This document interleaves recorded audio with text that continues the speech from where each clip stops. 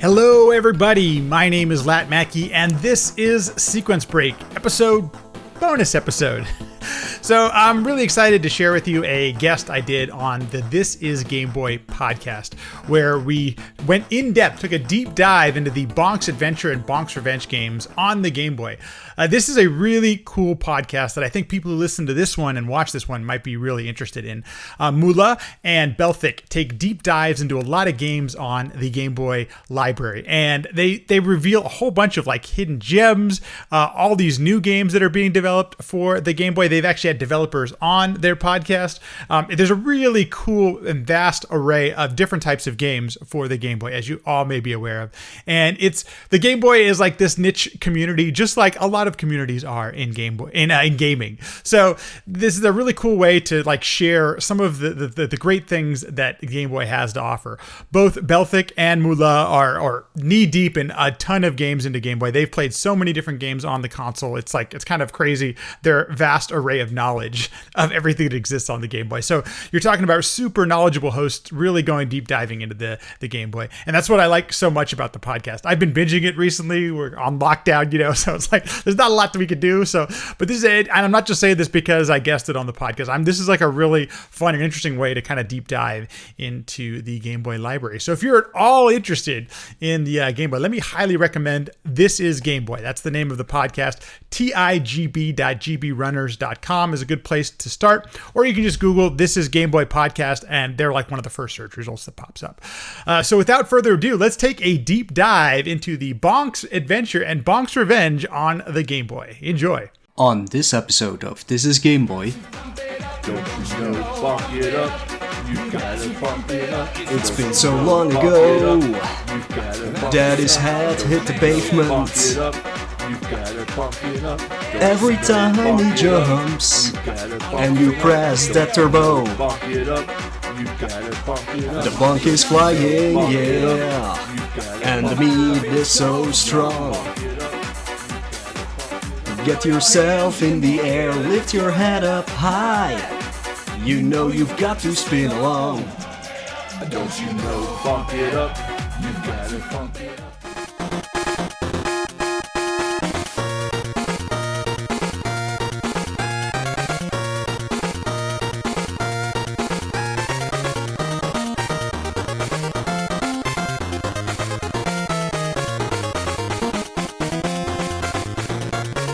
Hello everybody and welcome to another brand new episode of This Is Game Boy with probably the most amazing intro we've ever done. I hope that Lex doesn't screw my perfect singing up. Or mine. But yeah, I don't know how you top that. No, I have no idea. It was perfect. Let me just tell you that. But yeah, we're back with a brand new episode, and this time we will be talking about two of the three Bonk's games on Game Boy, Bonk's Adventure and Bonk's Revenge. And as me and Belthic, that is, are not that super familiar with Bonk, we just asked for a little help by somebody who knows everything about Bonk. So he's gonna carry this episode. We're just gonna sit back and relax and don't do anything. But yeah, you might have heard him already. But Lat Mackey is our guest today. Say hello, Lat. Hey, what's up, guys? Put your feet up, take a break, grab a beverage, relax. It's I got this. Yeah, good. Because I don't. I don't have Finally. Finally, somebody knows what they're talking about. But yeah, so it's me, like always. It's Belthic.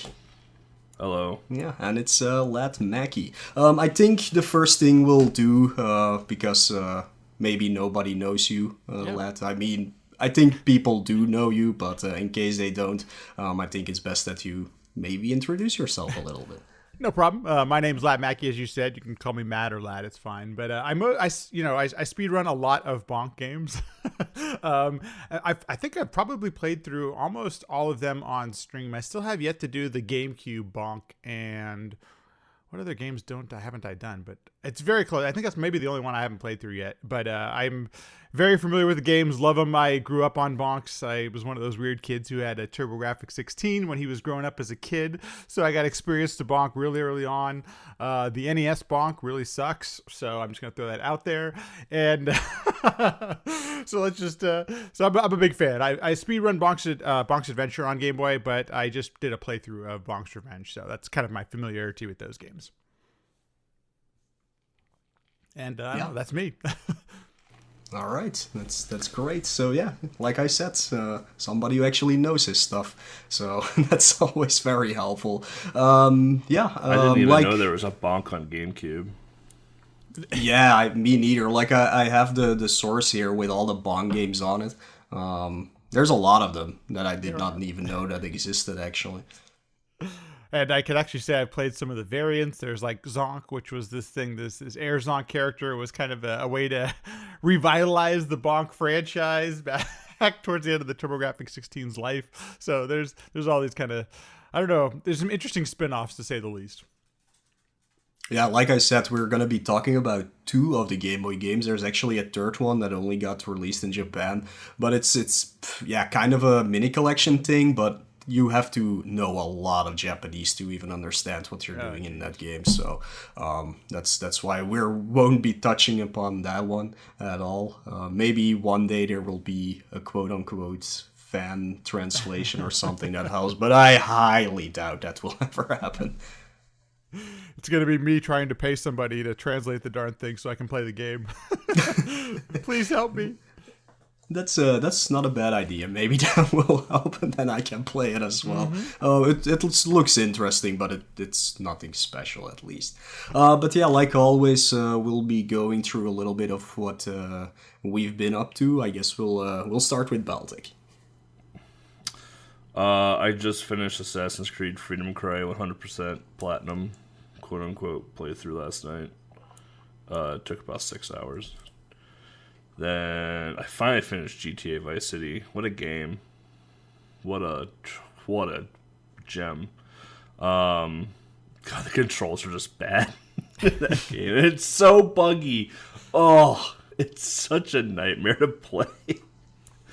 And then I started that Star Wars Fallen Order game, that new Jedi Boom Boom game. And then now, since it's marathon season, I started doing marathon derusting. So Retrothon, I got to do Kirby Streamline Extra Mode, Kid Nicky, and Who Framed Roger Rabbit. And then I have to get my SGDQ submissions rolling next week for Yearwalk, Who Framed Roger Rabbit, Shaq Fu, and Maru's Mission. A lot of Game Boy games in those marathons, which is nice. A lot of Game Boy games. Yeah. Something you don't see a lot. What have you been up to? Well, I've been playing some more Game Boy games, of course. I wanted to restart Legend of the River King, which is a fishing simulator RPG game for Game Boy. I know I tried this in the past, but I couldn't figure out how to actually, do what I had to do. The game is actually based on quests you have to do. You have to catch a certain fish or kill a certain enemy. And you need to have, the correct bait and the correct fishing rod and things like that to do that. And the manual that comes with the game is actually very helpful in a way that it shows you the map and this is the place where you need to get that fish, but you're only halfway there, then you still need to figure out what you actually need to use to catch them. So I started it. I couldn't figure it out. I was reading a walkthrough as well, and they gave the wrong information, so I couldn't get anywhere. But I think most of it is based on the Game Boy Color remake of the game, and I think that one is a little bit less RNG heavy and a little bit more fixed, where it should have been fixed on the Game Boy version itself. I think that one just maybe plays better and faster. But yeah, I haven't been able to get very far into the game because it's such a mess, either because I still don't know how to play or because the game is just not well made back then. I never played the first one. I I've played the second one for Game Boy Color, and I absolutely love the second one. Yeah, I'm not really enjoying this one. So, yeah, I think I'm past the first quote unquote world. There's like 4 stages, so to say. And I got through the first one, and now I'm just stuck because I have to kill a bear, and he kills me in one hit, and I have no idea like what to do anymore. So it's a mess. But yeah, I needed another game just to. Well, I was streaming and I couldn't get anywhere, and I was like, you know what, I do want to play more games right now. So Hero, the guest we had on sometimes, he suggested Roadster, which is a Japanese racing game, kind of like it's a top-down one, kind of like Micro Machines, but it's super simple. The only weird thing about it is like you can go in low gear and in high gear. A is low gear, B is high gear, but you can't like switch. You have to like only press one button. It's a weird control scheme at least, but it's super fun. It's really easy. You can only do 5 races and the game is finished, or you could do all 20 tracks, which is what I did. And it took like 45 minutes or something. It's pretty easy because in the first few levels you get so many points that you can just never lose again. Even if you do very badly in the later stages. So I would recommend it if you like this very, very simple top-down racing game. He also played a little bit of Cool Ball. I think I played the first 15 levels out of 100, I believe, which is a kind of cool... yeah, kind of nice little puzzle platformer, I guess you can call it, in which you control a ball on like trampolines or on slopes, and you have to pick up all the items in a stage, and then the exit appears, and then you have to make it through there. But you can die if you can't make a jump, if you hit one of the enemies, if you fall into fire and you don't have a water power up. But yeah, it's pretty cool. Some of the levels do stump you for a little bit because it's not very clear immediately what you have to do, but most of the time it's pretty simple. So I really enjoyed that game. And you said there was a ROM hack of it? Better. ROM hack is way better. It's like 30 or 50 levels, I can't remember. It's called Bouncing Ball. Author Blues and I used to race it for like a mystery tournament type thing. It's like, I don't know, 30 minutes or 45 minutes to do it. Similar concept, but a little bit different stages, and the stages actually have like a much better learning curve, in my opinion, to it. The only problem with the ROM hack, though, is if you run out of an item, you can get kind of stuck in the game where you pretty much just almost just want to start over. But yeah, I honestly I played a little bit of Cool Ball. I think I did like the first like 25 levels of Cool Ball, and I was like, eh. But then I played Bouncy Ball, and I'm like, I like Bouncy Ball. I like the ROM hack way more than the original game. Yeah, that's kind of weird. I have not seen the ROM hack yet.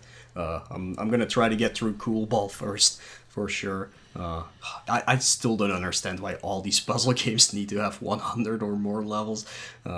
It's what you do with the Game Boy, man. When you sit on a train or a bus, man, you guess that gotta have something to do. Yeah, I guess, but it's always so many stages in a puzzle game, and I'm so bad at puzzle games that I really don't want to play 100 levels of them. But yeah, whatever. So far, this has been fine. Besides Game Boy, I played the very first Devil May Cry, the HD version of it. So good. Which is one of the only 2 I've ever played. I played the original and I played 3 special edition when they came out. Haven't touched upon any of the others. Besides like the reboot, I played that one for a bit, but it didn't catch me enough. For me, I have nothing against this redesign like a lot of people did. I just didn't like the gameplay that much in that one, but yeah, whatever. But yeah, Devil May Cry, I think the game does not hold up so well. Mostly because there is no dedicated dodge button. which is super annoying because you really, really have to dodge every incoming attack or you die immediately, even on normal mode.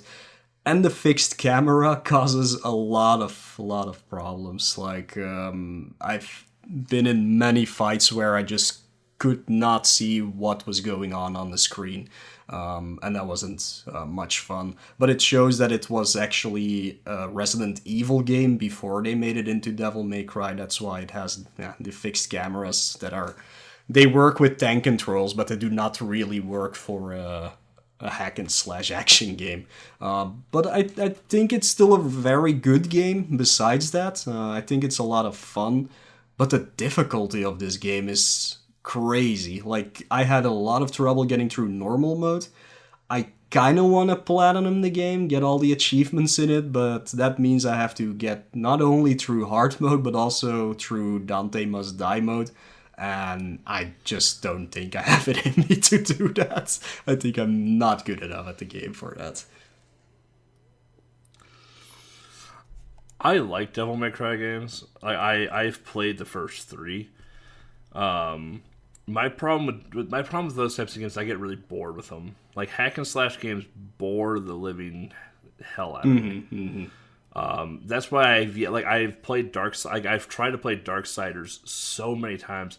I have started and quit Darksiders 1 probably 7 times because I got so bored halfway through the game, just mashing the swing button all the time. Then I played Darksiders 2. I was like, oh, I get to play as Death. That'll be cool. I got like 3/4 of the game. I'm like, well, this is boring. And everyone's like, hey, you're going to get Darksiders 3 to play as Pestilence? No, because I'm just going to mash the X button for 15 minutes and get bored and to give up. So I want to like hack and slash games. They just bore me to death. And I have played and beaten the Devil May Cry games, but I was bored to death. Yeah, it depends on the kind of game, for sure. Because Darksiders 1, the fighting in that is actually pretty boring. Like, there's not much to do. Like, there's no variation in the fighting at all, to be perfectly honest. I do like that game, but I can see why you would get bored. I love the idea. I love the concept. I love the story of the 4 horses of the apocalypse. The 4 horsemen of the apocalypse coming in and playing as them, but the gameplay is just ugh. Yeah, I get you. Okay, but besides Devil May Cry, I'm still playing Rise of the Tomb Raider, and I think that game never ends because I just keep playing that, and I'm like, where is the end of this game? I don't know. It just keeps coming and keep coming, so I don't know what's happening. Like, the most fun I had with that game so far was the DLC in the Croft Manor, because that was like so, I don't know, like, well set up, and this just, like, the main game just keeps going and going. Not that I'm hating it or anything, but it's like, you can stop now. Like, I've seen enough of Siberia, I think, that this takes place, and like, I don't want to see any more snow for the rest of my life. So yeah, that's everything I've been up to, at least. So Lat, what have you been playing? Oh my gosh. I've been doing a lot of different games. I've been trying to learn the speedrun of Rondo of Blood, the Castlevania game on TurboGrafx 16, and it's the first Castlevania game I've ever played through, and I just beat it. Let's see, was it almost 2 months ago now? And so I've been totally addicted to all Castlevania games. And I feel a little late to the party on this. Like, when I played them as a kid, playing them I played Castlevania 1 on the Nintendo. I never got past like the second level. So it's been, it's kind of nice to play through them as an adult and like be able to play through them. So I've been having a ton of fun playing through all those games. Let's see. So right now I've played through and beat, what's it called? Rondo of Blood, Symphony of the Night, Castlevania 1, and now I'm going to take on Castlevania 2 and 3 next. And then probably get into some of the DS games, maybe even the Game Boy games, actually, because there's so many of them. And I've heard kind of interesting. There's a lot of. I have a couple of them on the DS, and there's some really great. I think even on Advance as well, you get some good Game Boy Castlevania games as well. So yeah, tons of Castlevania. When you play the Game Boy games, when you get to Adventure, get the ROM back.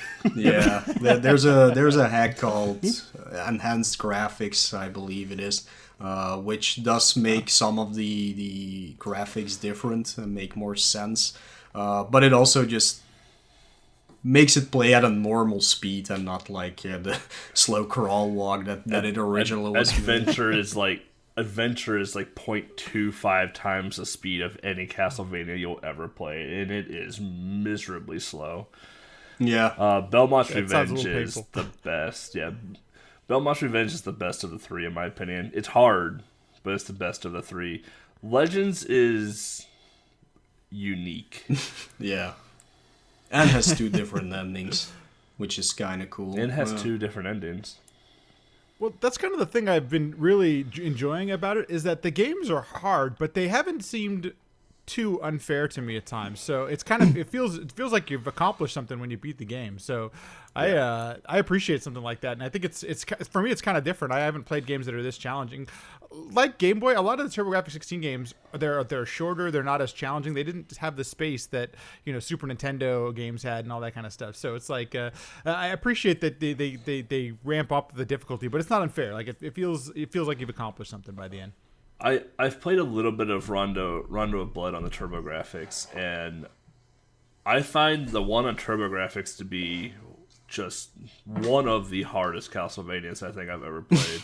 Because like, even playing the re-release of it for, what was it, Game Boy or DS or whatever it was, I was like, oh, this isn't too bad. And I go and play the TurboGrafx. I'm like, oh, right, this was hard as hell. It definitely ramps up. And I didn't find some of the hidden character in the game on my first playthrough. So it took me almost 10 hours to beat the first one, the first time through, just because of how challenging it can be and how punishing it can be, to say the least. Yeah, I've played it. But I mean, go ahead. CV2 though, like Simon's Quest, like a lot of people just like poop on that game, and like I'm like it's not that bad of a game. Like there are worse Castlevanias out there. Go play the ones on N64. Right. But I'm like, CV2 is not bad. Like it's a little cryptic, sure, but like it's not the worst Castlevania that you guys put it out to be. Yeah, absolutely. Like I played it a few months ago actually, and I think during Halloween season, I think I played through it, and I absolutely loved it. I did play the redacted version, like the hack, which makes the text of the citizens a little bit less cryptic, but still cryptic. Like they don't like just literally say what you have to do or anything. But I had no problems getting through that game at all. So I was able to play through without any problems Rondo and Castlevania 1, but Symphony of the Night, once for those of you that know, there's kind of like 2 phases of the game. There's a bad ending and a good ending. And when I got past the bad ending, I pretty much made it up to the bad ending by myself. I started asking for chat help because I feel like it just would have got boring for people to watch. So I was like, help me, I will totally take some hits at this point, because I don't know, the cryptic stuff can only it can get a little boring kind of quickly, so I don't mind asking for help at that point. Yeah, that's a good way to tackle when it. I play through CV2. Yeah. But that's been I don't know, been really enjoying the Castlevania series, and I played through Bonk's Revenge actually on Game Boy just this week. I thought I had played through it, and it must have been forever ago. I guess I never streamed it, or at least I didn't record my stream of it, so had to play through it again so I can be up to date when we talk through it today. Now you have to watch the Castlevania anime on Netflix. That's what everyone was telling me. It sounds like it's a really good anime. Yeah, it starts out at Castlevania 3, or Trevor Belmont. So. Cool. No, I'm stoked about it. I can't wait to dig in. Yeah, good luck playing 3 though, because that one is wow. I can't beat it. I got stuck. There's a lot of multi-boss fights in that game, and I just can't handle it. Yeah. I really can't handle it. Honestly, the hardest part of the game is the stairs. Yeah. That's the one everyone has warned me about, that I may not make it through CB3, but I'm going to try. I'm going to go for it. I need to get back to it someday as well. All right. Well, that wraps up the intro, like always. So we're going to take a little break. You people enjoyed the song from either Bonk's Adventure or Bonk's Revenge. I assume it's gonna be Bonk's Adventure at this point. And we'll be right back.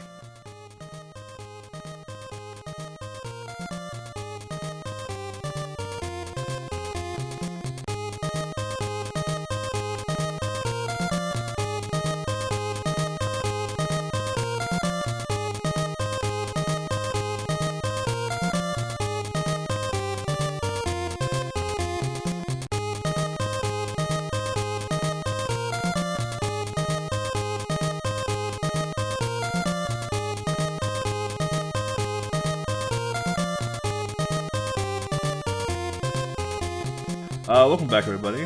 Hope you enjoyed the underwater stage music from Bonk's Adventure. History of Bonk. Latmaki, would you like to fill us in on this a little bit? Sure. So NEC is still a company, but was a company back in the day that was looking for a mascot similar to what Nintendo had and Sega was developing with Mario and Sonic, respectively. And so they came up and created this character, PC Ginjin or BC Kid. There's all these different names for him, but in the States we called him Bonk. And that's how we got to the character we have here in Bonk's Adventure. The very first Bonk's Adventure game that I'm aware of that was on a console is on the TurboGrafx 16. And so we have various ports to a bunch of different consoles, actually, not just the TurboGrafx 16. We have a Nintendo Bonk's Adventure. We have a Game Boy Bonk's Adventure. There's an arcade Bonk's Adventure. Gosh, I'm probably leaving one out here. But there's the Bonk that you see in front of you in Bonk's Adventure is a port of a TurboGrafx 16 game, and it's also tried to be the mascot and kind of the Mario for NEC at the time. And actually, come to think of it, I think all the TurboGrafx 16 IP and all that kind of stuff got purchased by Namco or somebody else. I can't remember exactly how it went down business-wise, but a brief history of Bonk, and he's this prehistoric, supposed to be like a prehistoric dude who's walking around and where dinosaurs exist and things like that. I'm sure we'll get that into the plot, but that is Bonk in a nutshell. Yeah, and what I read, at least for the games where you can play as two players during the Bonk games, it actually also has a female version. For the second player, that is. It is, and depending on what game you play, it can be really awesome and really fun, really interesting. But all the times it can be really challenging because you can only you have to keep both the players on the screen in the same area, and so there's some cool things you can pick up each other, you can throw each other. There's actually some great. John and I have actually started. We were at AGDQ this year. We were playing around with the 2-player version in Bonk 3, and there are some really cool speedrunning opportunities there and everything. But yeah, it's a female version of Bonk. That's really cool. Yeah, you mentioned before also Air Zonk, which is like the shoot 'em up spin-off. So, but it's basically future Bonk. Like, yeah, yes. I remember I saw you play that on your stream once. I just looked up. I'm just reading like the Wikipedia article, and PC actually stands for, and I'm gonna screw this up completely. Pithecanthropus computerurus. Yeah. Like, what? What even? That's a pretty good try. He's not really human. He's actually a fictitious species, and that's where the PC part of the name comes from. That's kind of crazy. If you play the Japanese version, I think my PB is actually on the Japanese version for TurboGrafx 16. It actually spells that out on the screen, and I still don't even bother trying to pronounce it. It's way too complicated. Oh, made up Latin. It always blows my mind that like back then, like 80s and 90s, like everyone's like, oh my god, Nintendo just has Mario now, and or Kirby or whatever. It's like we got to have this mascot. Sega gets Sonic and TurboGrafx gets Bonk. It's like, wow. Atari has Pac-Man, I guess. Yeah. I also think it's interesting that they chose Bonk after seeing what Mario and Sonic are both, at the very least, both of them are characters that can run and that can move quickly. And Bonk has none of that. Like he's just a rockhead. Yeah. And he's taking his time. Might as well take a nap at certain points, It's like, so I don't know how they got to Bonk from Sonic and from Mario, but they did. And this is what we got. Yeah, and then you have like other companies too that are trying to make mascots. Like you got Bubsy Like, great, and you have the Noid for dominoes, and Yeah. man, the 90s was a trip. You know, it's interesting because I think so. Like Sega and Nintendo at least had a history of being in toys and making things for what might be a younger audience. And it's when Sega entered, they were doing software and video games and things like that. NEC before they started making video games was this. They made monitors and computers and things like that. So I think it kind of shows that they didn't have that kind of thing in their DNA, and that's why we got Bonk. It was maybe made up from somebody in the marketing department. It was like, here, play this, damn it. Bunch of cavemen in here. Yeah. I'm just saying, but I still love it. What can I say? It's a fun character. Like, it's not over the top at all. It's not flashy. It's just you're literally a cave kid basically that smashes things with its head. Like, it's the most perfect mascot ever. But yeah, so diving into Bonk's Adventure for the Game Boy, or BC Kid, or GB Genjin, came out in 1992. So again, fairly early in the Game Boy life cycle. Developed and published by Hudson. So if you see that little bumblebee flying around, you know who it is. Yeah, Hudson doesn't exist anymore, of course. Well, maybe they still use the branding as the name, but they got swallowed up by Konami. Konami, Oh, that's God. the one. Konami, Yeah. I couldn't remember. Yeah, all the Bonk stuff is owned by Konami now.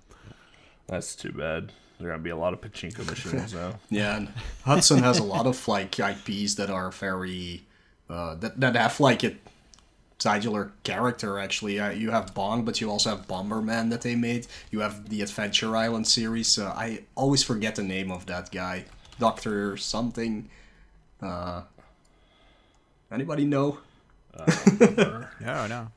Sorry. Well, like Hudson had a lot. Yeah, so like you had Adventure Island, you had Mylon Secret Right. Castle, Yeah. Hyper Load Runner. No, we don't talk. That game doesn't exist. That's not a game. I think that's made up.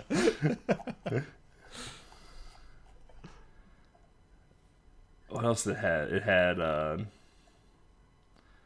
Well, apparently they also made Poppin' Bloody Twinbee? Roar. That's interesting. Was Poppin' Twinbee a Hudson No, that's game? Konami. So it might as well just be a Hudson game because Konami doesn't make games anymore. No, I think we pretty much touched upon like all their like very well known characters that basically still live to this day, except for Bonk, of course, which didn't get a game. I think the last game that got released for it was back in 2006 called Bonk's Return,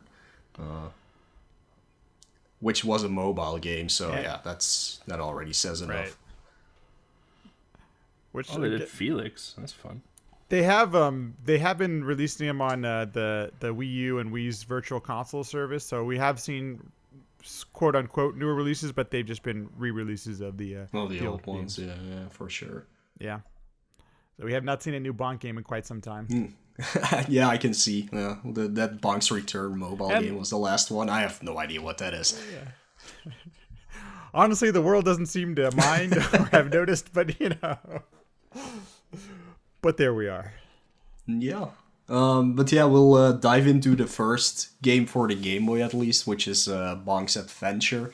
And weirdly enough, like you're more familiar with the TurboGrafx versions for sure, and the NES one, like you said. I looked at both of them. Like I saw you play Bonk's Adventure a lot of times on your stream or speedrun it. So I was familiar with that one. I also looked at the NES version, which is kind of similar to the TurboGrafx one, but not completely. But I've only played this one, so and the other Game Boy game, and I must say, like, this is not a port or anything. This is like completely its own thing, just based on the series, which I thought was actually very interesting. Yeah, I appreciated that it wasn't the same thing. I mean, and they at very least they tried to make the gameplay and the control it seems like focused on what the Game Boy was capable of, it's kind of nice because that's, you get, it almost feels like a new game, even though it has very much has the feel of the Bonk's Adventure game.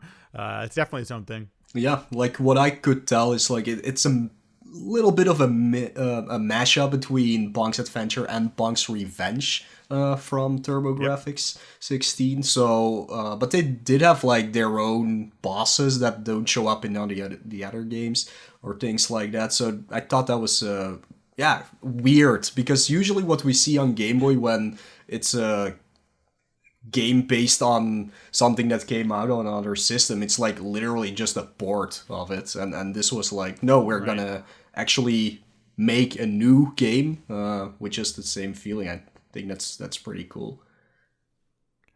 There's kind of this formula to a Bonk game where you play, like, basically half the game is normal levels you play through a round that have different stages, and then you play a boss. And then at the last stage or the last round is much longer and takes up, and sometimes it's even half the game, and you do a boss rush and then you play Drool and some variations of Drool, and it very much followed that formula. And so you got it. It felt the makeup of it was very similar to what has already existed, which is kind of cool. So keeps it in the Bonk family.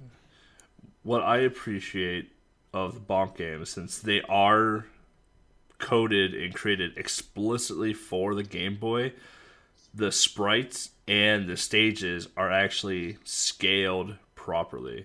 There are so many times where games get ported to the Game Boy where the sprite is either just it takes up the entire screen because it's so large, or it's entirely too small, or the level complexity is just too complex for a Game Boy game. I can respect any time a developer takes the time, is like, okay, we're going to make this to the Game Boy, but we have to understand that the Game Boy is a X by X pixel size screen that is only in green and black monochrome, right? So the fact that they took the Bonk, series essentially, because I've played a little bit of the TG16 and the NES Bonk just for prep of this episode, and it very much kept the feel of a Bonk game, but they catered it very much to the Game Boy and the Game Boy demographic. Yeah, and I got to tell you, it's pretty apparent that they did that, because you can actually, the graphics do a really good job of being able to differentiate everything. There's a lot of different things that you interact with in the world of Bonk, and I didn't have to guess, or I was able to really tell what I was working with kind of right away, which is pretty cool, especially for somebody who knows the games so well. And I like, it's obvious that the developers took some time and thought through that, because everything looks pretty good for especially for a Game Boy game. I'm pretty impressed. Yeah, I think it looks. Graphic wise, this game is very good, like compared to some of the other games. So yes. They really put all their heart and effort into this one, which is great to see for sure. I mean, even down to like the music. Like, I know you wanted to speak more on the music, but like, I even feel like, so like a lot of times too with ports, like they port the music over too, and it doesn't sound great, because the sound chips are obviously different between a Game Boy and a NES or a Super NES, right? So, but the music for this game actually sounds crisp and clean, and it sounds very similar to that of the rest of the Bonk series before this. So that's one of the ways that I could that resonates with me is if I keep humming the music or think about it in my head after I'm done playing the game, and this definitely had that, especially because I'll only speedrun games that I enjoy, and I enjoyed this game way more than I thought I was going to. And part of it is the soundtrack. If I'm going to play a game, 100 different times, speedrunning and stuff like this, there's got to be stuff that keeps me going and keeps me hooked. And the soundtrack for this game, I didn't like it. What do they? I guess you'd say it's an arrangement. It felt like they arranged the music that was in the original very well for the console.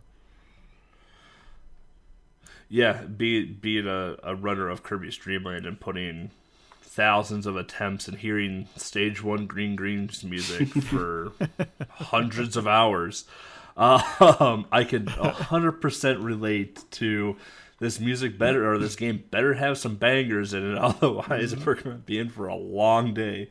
And Bonk's Adventure definitely had that. Like I can think of the boss music right now in my head, and I can perfectly like hum it just because like it's so catchy and it's so good. Yeah. Sad. It's got some of my favorite music on the Game Boy. It's Kirby's Dream Land. It's so good. Definitely. Yeah. Until you hear Green Greens 1,000 times. Yeah. Okay. Right, until you hear it. Yeah. Sadly, like usual, we couldn't find the composer of this music. I don't know if the TurboGrafx version has it in the credits or anything, but on Game Boy, I could not find anything about it. And we talked about this last episode, actually, the reason why. So we're not gonna dive back into that anymore. But yeah, we have no idea who composed the music, basically. Someone at Hudson, more than likely. So yeah, game plot. Took this right from the manuals too, so this is fantastic. Mo, I'm taking over your job here. So game plot. The cave boy with the head of stone is back in this new chapter of his amazing adventures. Join Bonk as he travels through Dinosaur Land in search of the beautiful Moon Princess. But it looks like Bonk's old enemy King Drool is ready to take over.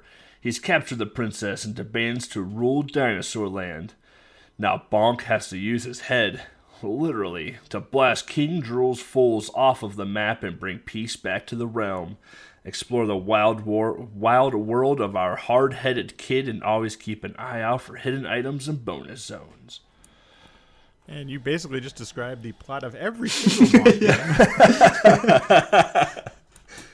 The Revenge gets so much better because the way they describe the plot in Revenge is you can tell they're just like, well, we already described it in Adventure, but we have to have something in the manual. So. I do have to give it up. If you ever want to own these games, or if you ever want to go down that rabbit hole, the manuals are worth owning because there's actually some really great backstory you get, and it describes the different areas and things. Like it's really all the TurboGrafx 16 games have it. It's a pretty cool. It's a good read. There's some interesting stuff in there. The Bonk's Adventure manual is like pink leopard print. It's awesome. Wow, nice. The plot is that's so standard of everything. All these, I'm surprised they didn't name the princess in it because in the original they call her Princess Za. Here they call her Moon Princess. That's kind of interesting. I wonder if Moon is her name. But it's mostly probably because she lives on she lives on a moon. Yeah, she's on the moon. Yeah, interesting. Yeah, it's just like, oh, cool. Now we're playing Joe and Mac, where we get to save the babes from the dinosaurs. Not to call out Hudson Soft or ADC, but once again, hey, look, we need to have a princess. Mario has a princess. We need a princess. It's pretty obvious. All plots were the same back in those days. I know, right? I guess that was true. That's all we had. Zelda, save the princess. Mario, save the princess.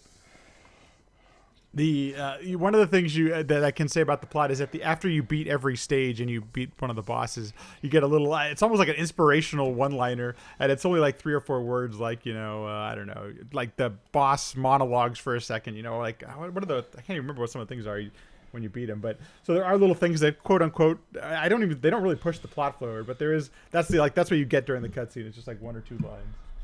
I like the little dance you do in the air once you kill a boss in the Game Boy. Yeah, totally. Boop, boop, boop, boop, boop, boop, boop, and he just spins back and forth in midair. So the gameplay.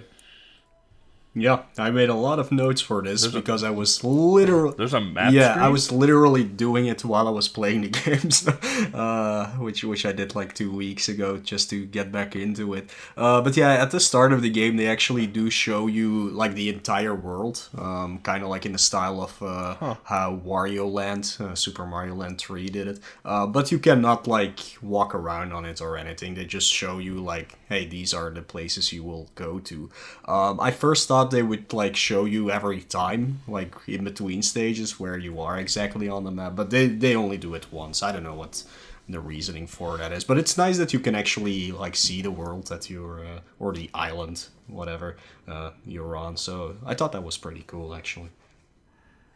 I actually forgot that there was a map screen when you put that in the notes, and I was like, well, "There's a map screen? What the hell is he talking about?" But in the original on the TurboGrafx 16, the map is actually in the manual. It never appears in the game itself. So that, I agree with you. That's a nice touch they put in there, so you can at least see that this world exists. There is a place that we're traveling through.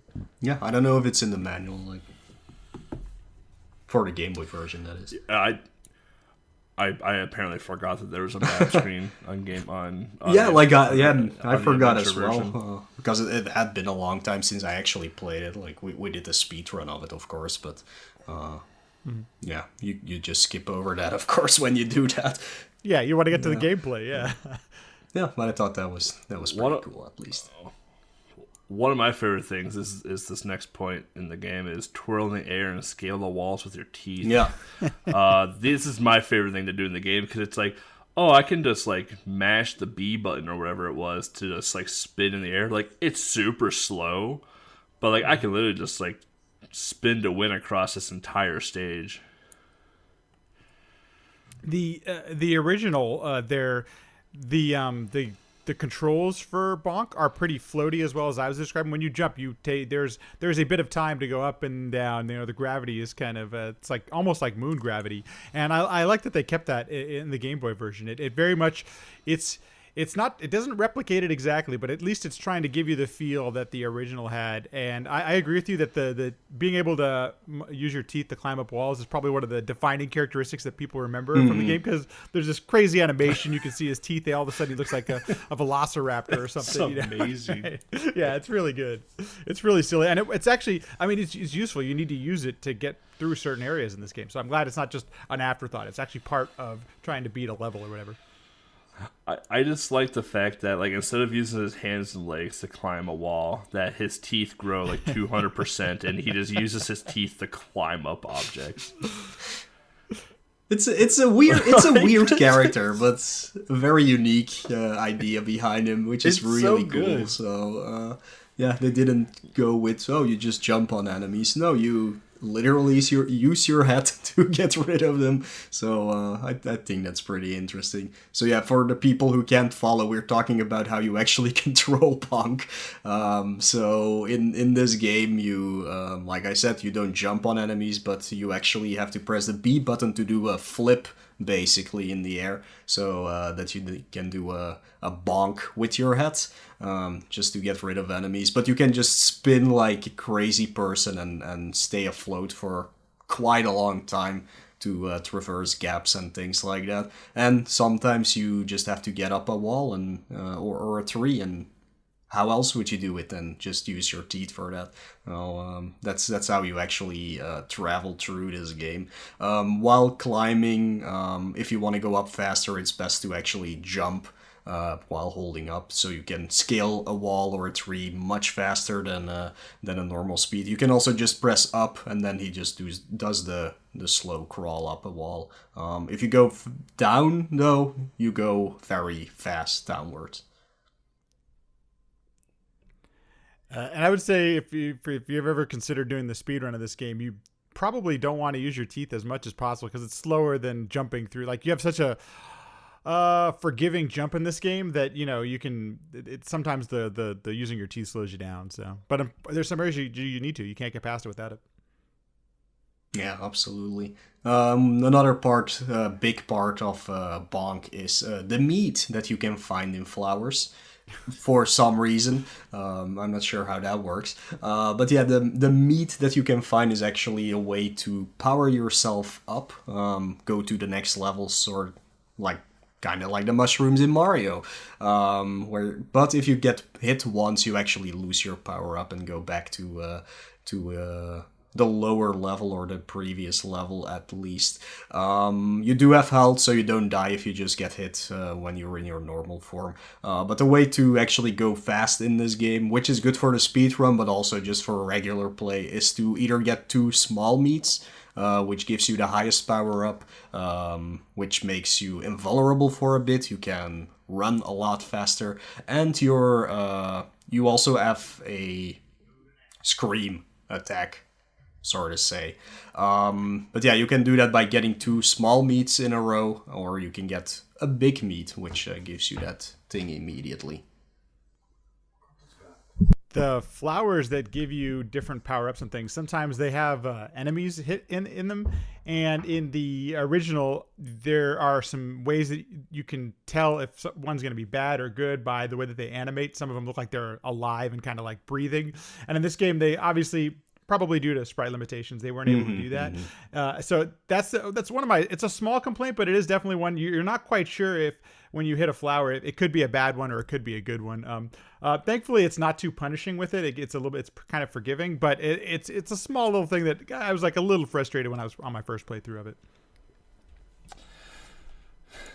Yeah, when I played it, my favorite power up was Rockhead Bonk. Even though it only does the double damage, it's just the fact that like when you eat a piece of meat, your entire sprite changes. Like, it's not just like Mario where you change a color or you get a stupid hat like in Super Mario Land 2, but like your entire sprite changes to something else. Like, you puff into a cloud and you either turn into the invisible streamer, which I think you have hair in that one, which is amazing. Yeah.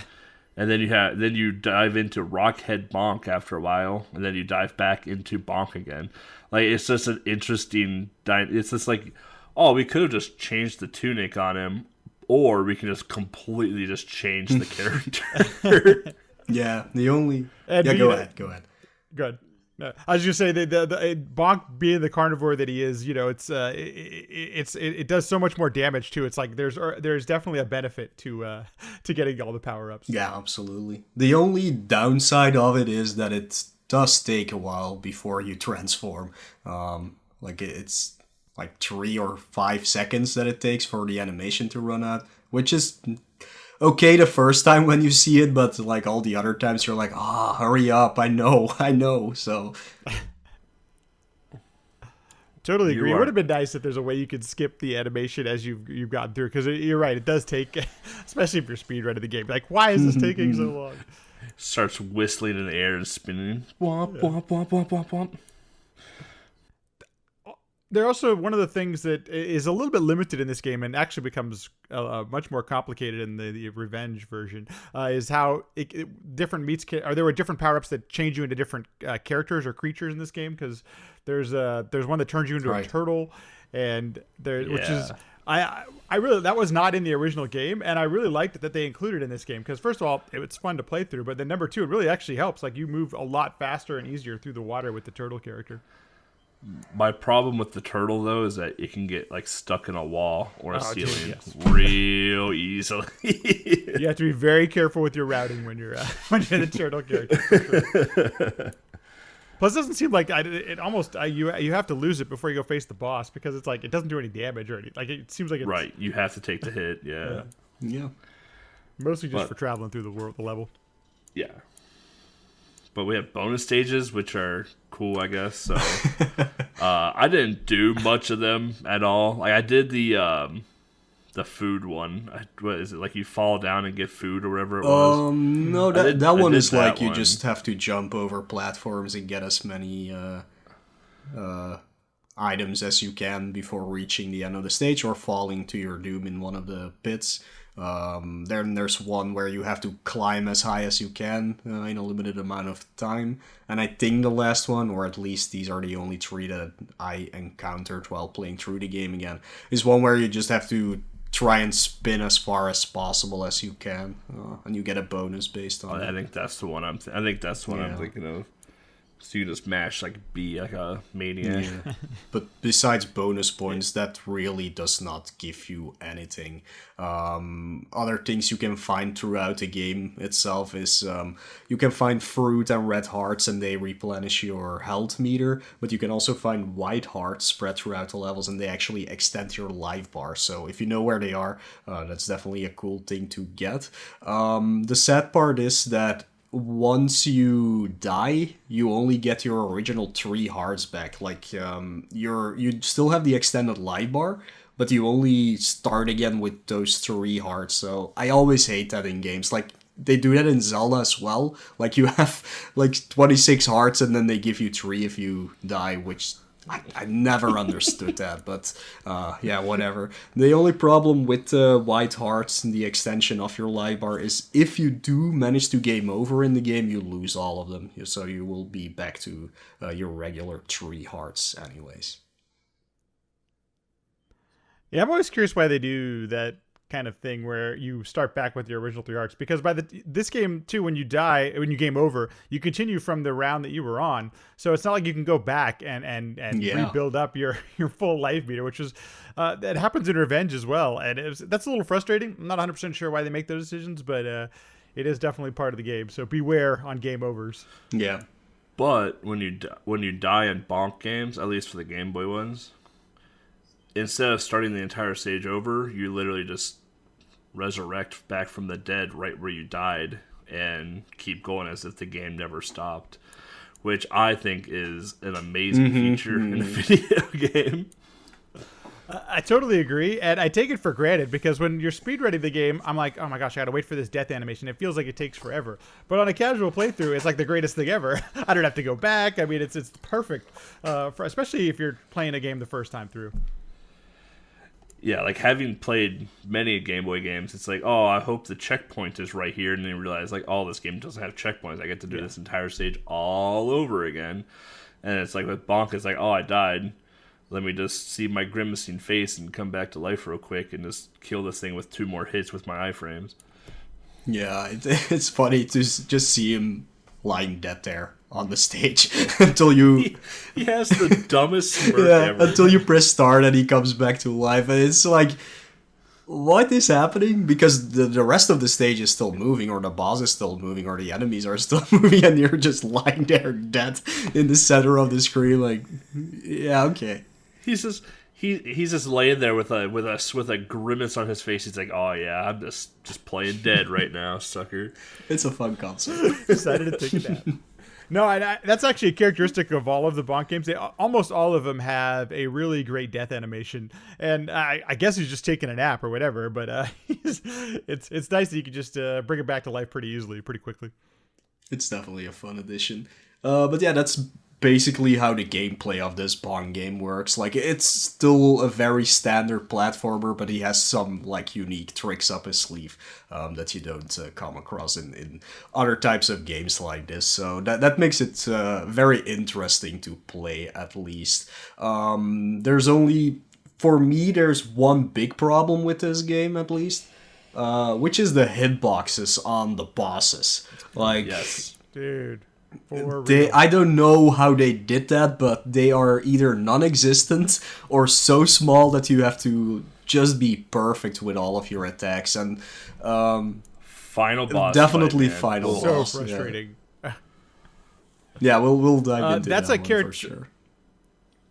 So that's kind of, it's interesting because that's kind of a characteristic of the original game as well, is some really challenging hitboxes. And I'm not sure what the thought process is behind that, because it's not obvious either where those really tough hitboxes are.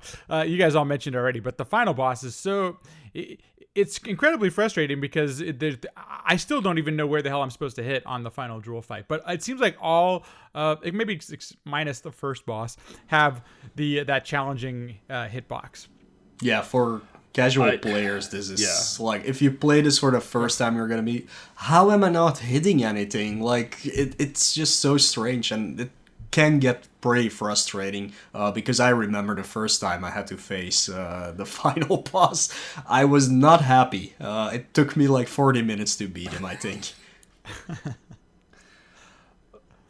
Yeah, because it's like, oh, I maybe I have to hit him in the crown, but like, no, you have to hit him on the nose, but only on the certain part of like the nose or forehead area, and you're just like, excuse me? So in the original Bonk's Adventure, the stress that we kind of developed for the final boss is actually to take damage so you can get on top of him to hit him, and it's frustrating that's like you have to take intentional damage to actually end up beating a boss. But I'm with you, Belthic. Like, I was like, oh, the crown maybe is obvious, but no, that'll kill you. That'll do damage. Yeah, so which makes perfect sense. Ugh. Yeah, it's quite a game. But I will say the bosses, like, although they're pretty simple, like the patterns for them are very, very simple, do pose a bit of trouble. Not just because of hitbox, just because of like how high some of them can get.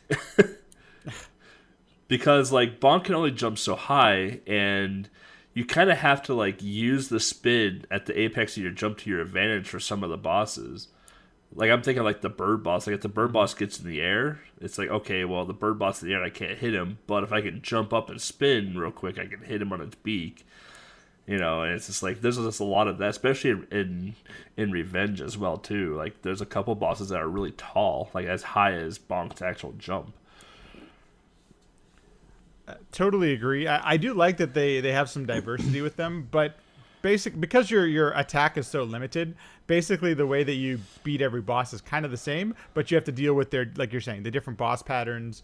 The one that flies is a shark that comes out of the ground. I mean, they did at least diversify the attack pattern, so it makes it a little more interesting. The shark is interesting as well too, because like you can take the shark like two different ways. Like if the shark is too high, you can like jump up and headbutt it on its chin, and it'll take damage. Mm-hmm.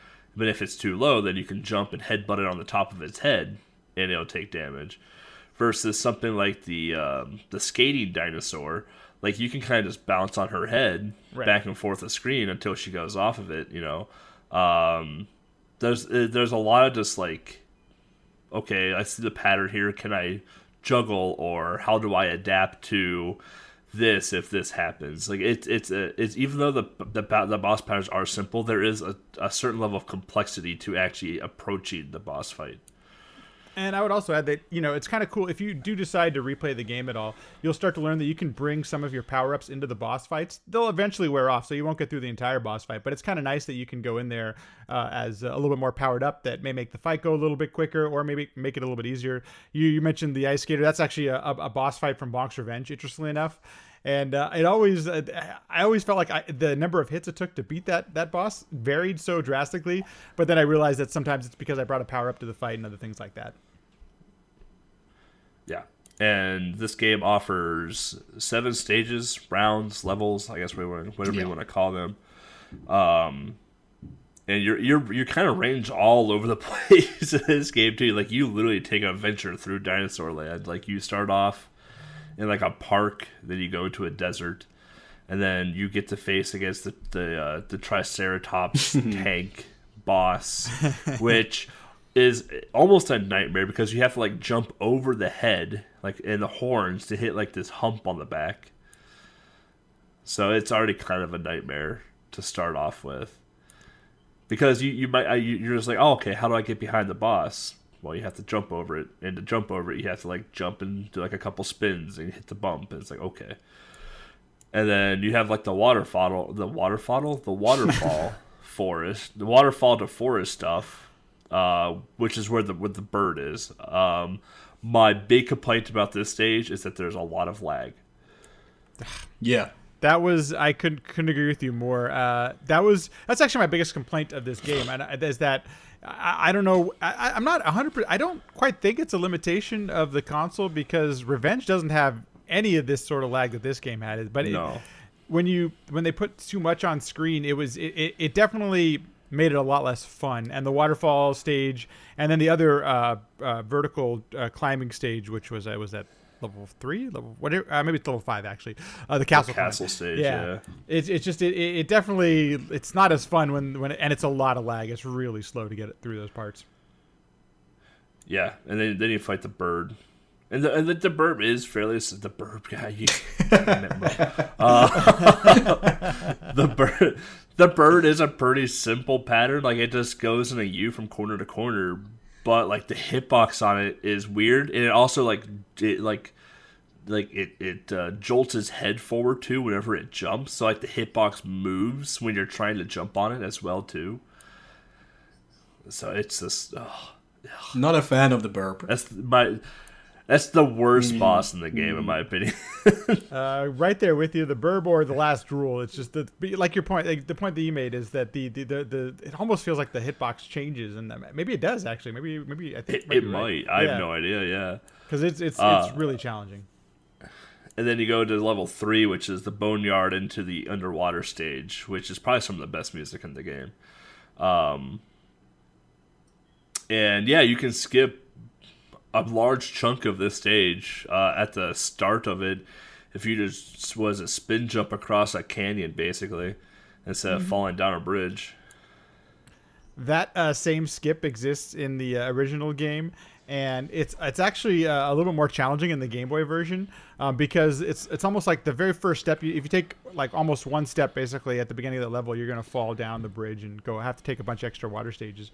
The original game gives you a little bit more leeway to get a running start and jump over there a little bit easier. Yeah, I can't do it. I've never been able to cross that gap. I can do it if I remember it's coming. But a lot of times, like, I don't have this game memorized because I don't speedrun it.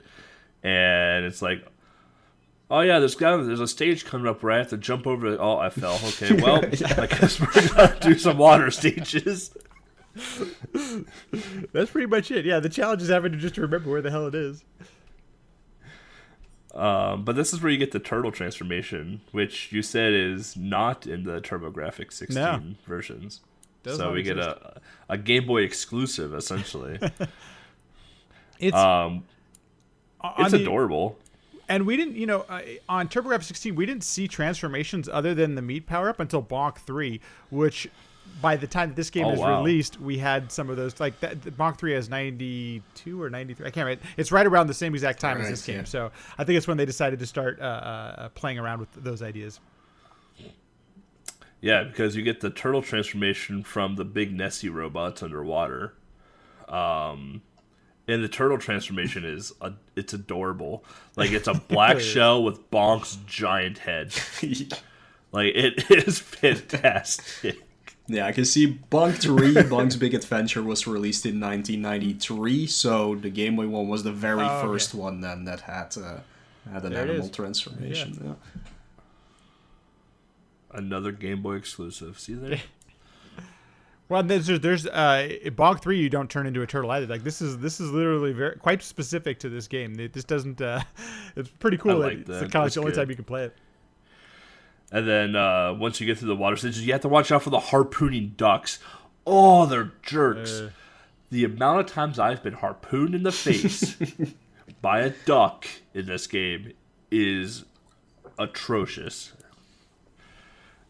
This is why you can never trust a duck. But once you get past all of that, then you get to go against the sand shark, which is what we talked about earlier, where you can either hit it from the bottom if it's too high, or you can jump and hit it on its nose or forehead. You do have to be a little careful, though. Like, the fin in the ground will hurt you if you don't jump over it. And it is a little quick across the screen, too. You can get, 3 to 4 hits, I think, per bump. But, it is a fairly quick transition across the screen. It is, and it's kind of there's kind of a character like this in Bonk's Revenge, but it's completely different patterns and everything. And it's nice to play something that's different when you've played all the Bonk games. That it presents a different challenge. It's a cool boss fight. It's I think many of us, I tried hitting the fin first because that seemed like the obvious spot, but no, that's not the place you should be hitting. And then we go into the volcano to the cave, this is my favorite stage and favorite boss fight in the game, because this is the skating dinosaur boss, and I watched Mo fight this boss on stream. He's like, "You're supposed to spin right there." And I just start laughing at work watching Mo do this because the timings are just so different. And I'm sitting there I had no problem. I first shot of this boss blind, and I'm watching Mo just getting just danced on by the dinosaur. She was not behaving like she should have behaved. So she's actually, like I mentioned, she's a boss from Bonk's Revenge, and I like what they did with her here. So in Bonk's Revenge, her pattern is very much set in stone. There's no variation to it every single time you play the game. And in this one, if the longer the fight goes on, the more varied the patterns get. The way that you beat the boss is kind of always the same, but I like that they changed up the patterns. I think it makes it kind of interesting. Yeah, I just like the twirly part whenever she does it. Because it's a lot of animation for a Game Boy game, like that twirl. And then we go into the castle climb, which doesn't have a boss at all. But does have a crap ton of lag. It does have a ton of lag. And you get to use your teeth a lot, too. One of the frustrating things, too, about the lag in this level is that there might not be any enemies on screen, and just your jump is causing the lag. And this is one of the few times I threw something into the emulator and save stated and tried to figure out different routes to get rid of this lag. I was not able to find a pathway through, and I don't think there's a task of the game without creating some sort of lag in this level. That's how Kirby's Dream Land is. Like with Kirby's Dream Land, when you float up into the air, if you actually hold the up button, you actually create lag in the game just by holding the up button. So you have to tap the A button. And it's like, okay, why is that a thing? Yeah. It's a feature. It's not a bug. Yeah, that's it. And then we go into stage 6, level 6, inside the castle. This is where you get your infamous boss rush that we get always with retro games. So you get to face off against the 4 or 5 bosses that you face off against before. And you get to face off against the dinosaur race car. I absolutely hate this car. That pattern is so awful. I can never remember how to just not get hit by it. So go ahead. No, I'm sorry. When I played this game, like I beat this game blind in like, I don't know, 45 minutes, 50 minutes, something like that. And when I got to the dinosaur car, I had like 10 lives. Mm-hmm. I finished the dinosaur car fight with like 4 lives left. Yeah. So in the original, this boss fight is there, and the name of the boss is called T Raptor Head, which is stupid. But it's just as frustrating in the original as it is in the Game Boy version. The patterns are just kind of ridiculous, and it's one of the few patterns that's RNG. It actually does change every single time. But so you have this super tiny hitbox to hit while this thing is moving in these crazy patterns, and it's. I would say just as frustrating as trying to beat this boss is, if you game over there, you got to start all the way over from the beginning too. You got to do the entire boss rush again. So this whole level just, oh my gosh, it can play. If you're playing it casually, it can definitely be one of those things where you're like, why am I playing this game? What am I doing with my life? One of those kind of things. But and it's at least satisfying to beat the damn thing, but it is not easy. It's not a straightforward boss fight by any means. It's so crazy too, because like all the previous boss fights, like they have a little bit of complexity, but for the most part, like you dive on their head and it's done, and it's a very predictable pattern. This thing though, it's just like what just happened to this video game, and then you get into the Moonland, which is the final stage against what the hell, Drool, yeah, and you're just like. Okay, I must jump on his... Nope, okay. Then he like hangs up in the air and spins around and is like, okay, well, waiting for Bonk to go underneath me so I can try and Goomba stomp him. Oh, darn, I missed. Better try again. And it's like, okay, gotcha. Yeah. I'm watching my boss fight right now as we're talking about this, because like if you obviously the crown is damaged, but also if you hit too far forward, if you're like what would be the tip of his nose, that damages you as well. There's literally this stupidly tiny hitbox on this. It's a real small window. Yeah. Yeah. I guess it's like around the eyebrow, maybe towards the peak of the nose. I can't even tell you. It's super challenging. I always aimed for like his nose has a like bump kind of in the middle. Yep. I always just aimed for that. Sometimes it would hit, sometimes it wouldn't. I don't know. And one of the strong characteristics of the game too is that there's multiple stages to the Drool fight, and this game is no different. You get a couple different phases and different attacks, and they all present their own challenge. But the hitbox is so stupid that they're all kind of the same frustration as you're playing through the game. Yeah, I don't have the notes for the phases for the final fight of Bonk's Adventure here, but I do remember it was at phase 1 he's up in the air and he kind of like follows you around. Think of like phase 2 Wario from Super Mario Land 2. Yep. Where like if you're underneath Wario, basically, like Wario falls down. Same case in this game, where if you're underneath Drool kind of like jumps and leaps towards you a little bit, and that's your opening to attack him. Phase 2, he's on the ground, right? He kind of like... It's just straight across the screen. Yeah. In like a fast pattern. You basically can try to get 2 hits on him, but you're lucky if you get 1. And then... Was there a third phase to this game? I know there is in Revenge, but... No, there's not. He goes back to his phase 1 if he goes for too long. I'm just watching it right now. So. And then, once you take him down, then you save the world, I guess. You save Moonland. Saved Dinosaur Land. Yeah. And of course, very similar to all the other games, there's the last boss monologues. I shall be back, and that is definitely, I wouldn't say that's kind of a lame catchphrase, but it is Drool's catchphrase that he'll always be back. You never actually kill Drool; you only defeat him. I will be back. Yeah. Which he says after every phase in Revenge. Right. Yeah. That was so confusing. Yes, it was. That pretty much sums up the game. But I think the funnest part of Bonk is looking at the art for Bonk. We sure love looking at the art. Was it called BC Kid in Europe? Yeah. Oh, lucky. Yeah. Dude, I think BC Kid is way better than Bonk, so... I'm with you on that. But box art... And all 3 box arts are different. This is absurd. Yeah. I think we should start with the original, which is the Japanese one, of course, because I have questions actually. What?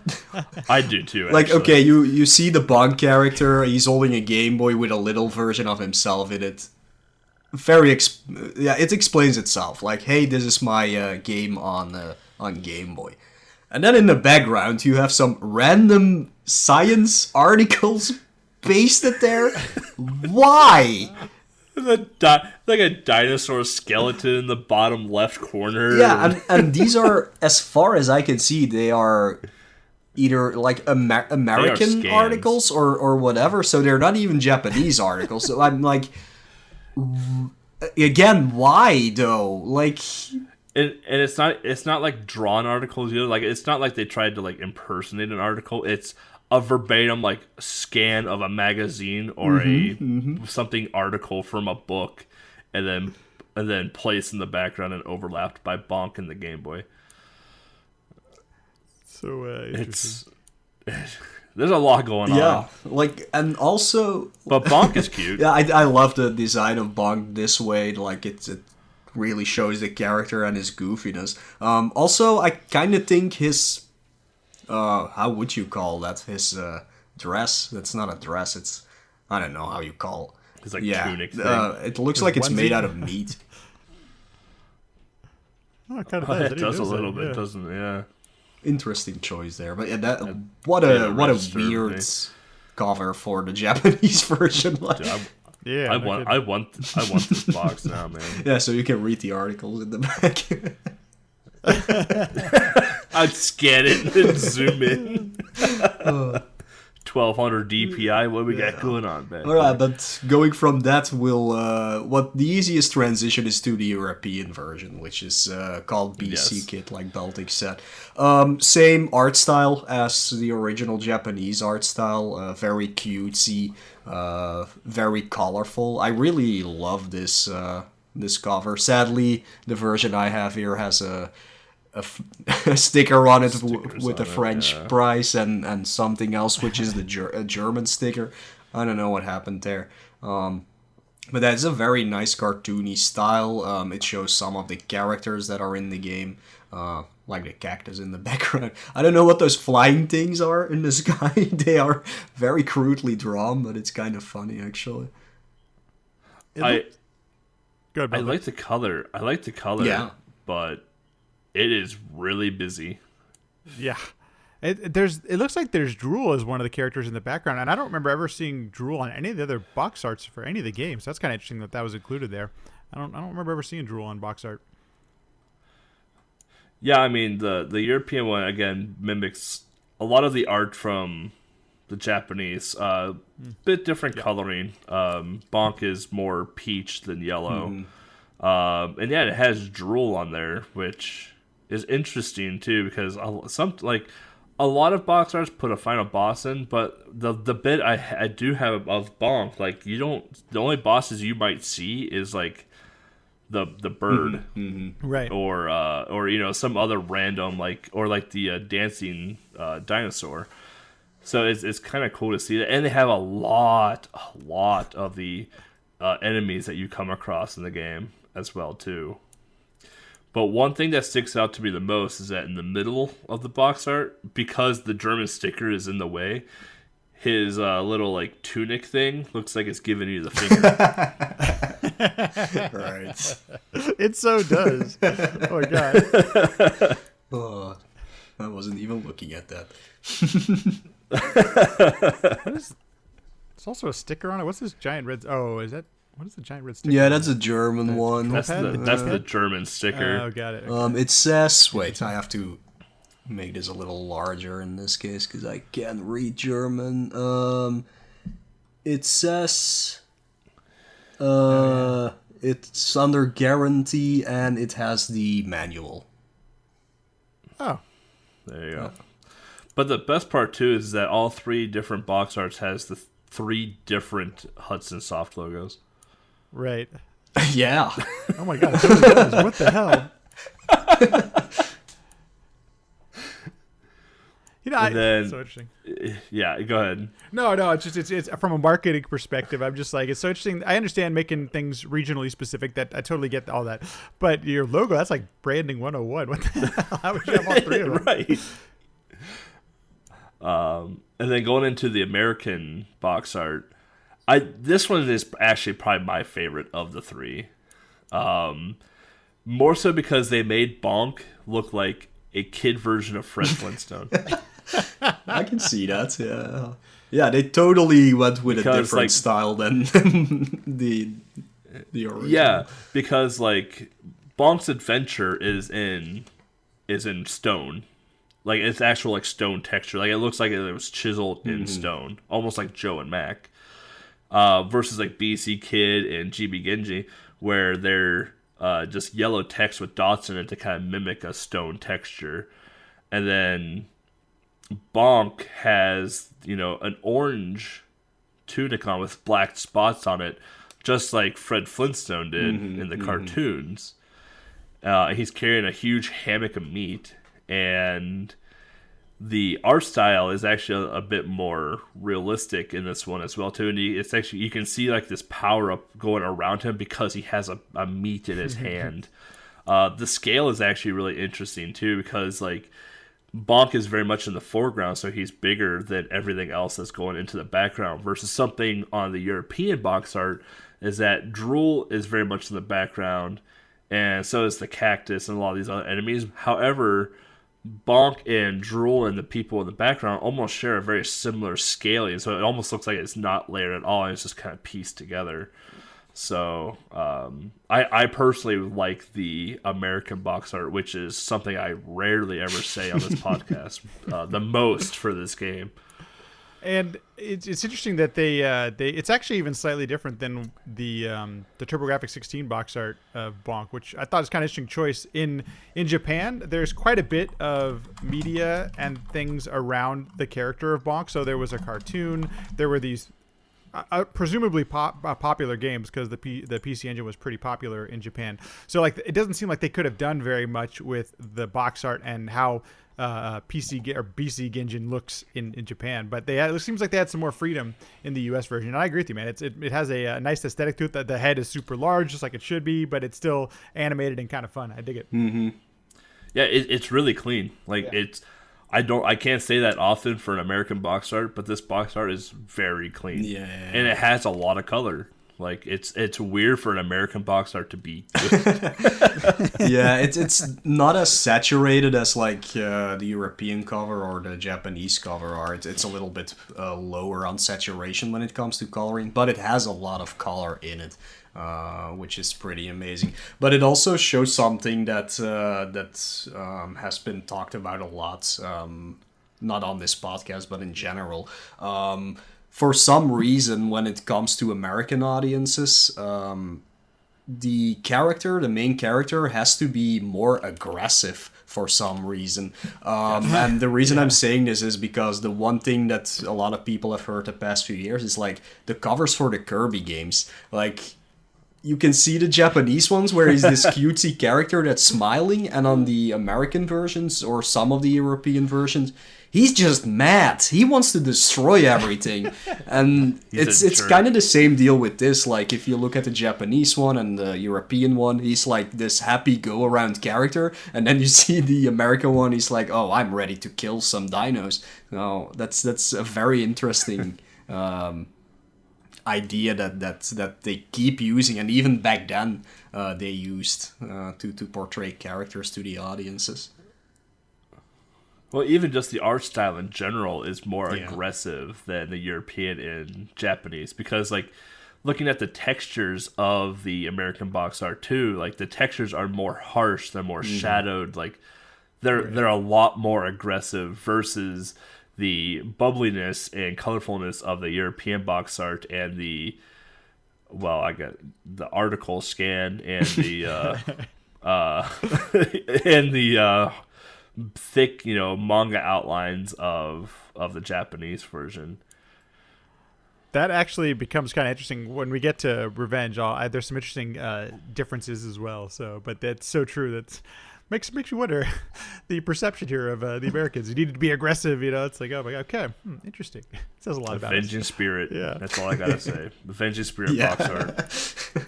Saw that one show up on Twitter a few days ago, like somebody talking about like the craziness of differences between box art, and that's like the biggest example. It's like, oh, here is this cutesy ghost thingy, and here's a guy with a Tommy gun shooting somebody. Cute ghost versus New York Mafia Tommy gun guy. Ugh, America. Never change. All right. Yeah. So we have like a trivia section here, which, thanks to the Lat Mackey, he's covered a lot of it throughout the talk of adventures. So we're gonna skip right over that. General reception. Again, we kind of briefly talked a bit over this, but Bonk was big with the TurboGrafx community, and is a big thing in Japan. I would say not as big as like Nubo or Kirby or them, but he's definitely a figure in Japan. And just for like some context, Mario and Nintendo were still quite dominant at this time, but the PC Engine outsold the Sega Genesis or the the Mega Drive. So you just kind of have some context what kind of player it was in Japan compared to what it was here. So I assume that maybe, as this may not have been, I don't know what the sales are for the US for this game, but you can definitely pretty much guarantee that it did well, at least in Japan. Take that, Sega. Nerds. All right, so with that, we're going to take another short break here. When we come back, we're going to be diving into Bonk's Revenge, so the second of the Game Boy series. So stay tuned.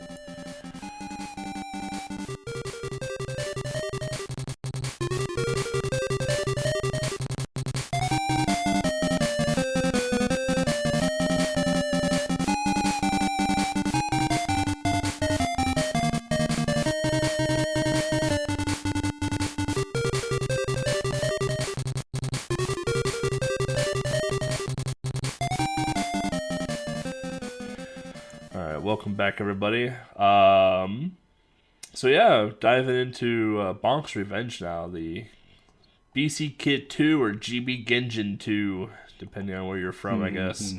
The second main big entry of Bonk for the Game Boy. Released in 1994 this time. Developed by AI and published by Hudson. So... yeah.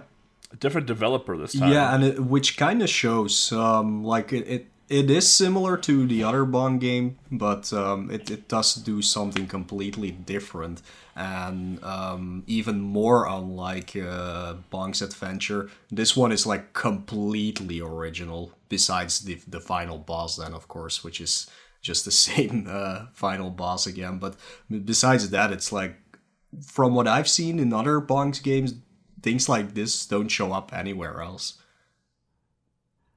Yep, there are characters and abilities and things like that that I can't remember playing any of those in Super Bonk or Bonk 3 when you actually get into some of the character changing stuff. So it's definitely an original game. I have not played any of the levels that are even remotely close, and even the abilities you get in this game. You get some new abilities that you don't get in the first adventure game, and it feels very original, very new. The ability is just definitely something that's weird. Big change in this game. Yes. But I wonder why Hudson went with a different, or I wonder why we went with a different developer with Bonk's Revenge, and why Hudson just didn't keep it in-house like they did Adventure. Well, so it's interesting you say that, because if you play through, so there's Bonk 1, 2, and 3 on TurboGrafx 16 or PC Engine, and the Bonk's Revenge game has what feels like a completely different engine than Bonk's Adventure. Like, the character jumps completely different, the controls are different. Even though it's the same basic principles, the game, just the way you control Bonk feels completely different. He's not nearly as floaty and all this kind of stuff. When you get to Bonk 3, it feels like it goes back to the original Bonk's Adventure engine.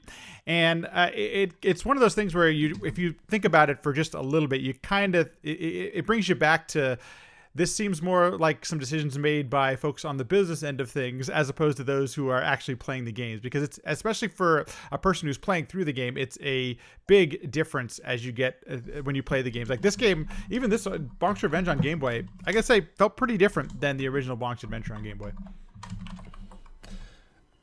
Yeah, I 100% agree with the different feel too, and we'll definitely get into that in the gameplay. But you did find so the composer field for this was blank before, and Lat Mackey went through, watched this video, and saw that there was a composer for Bonk's Revenge, and the composer is Kimitaka Masume, which when I saw Lat Mackey type that in, I'm like, that name looks really, really familiar.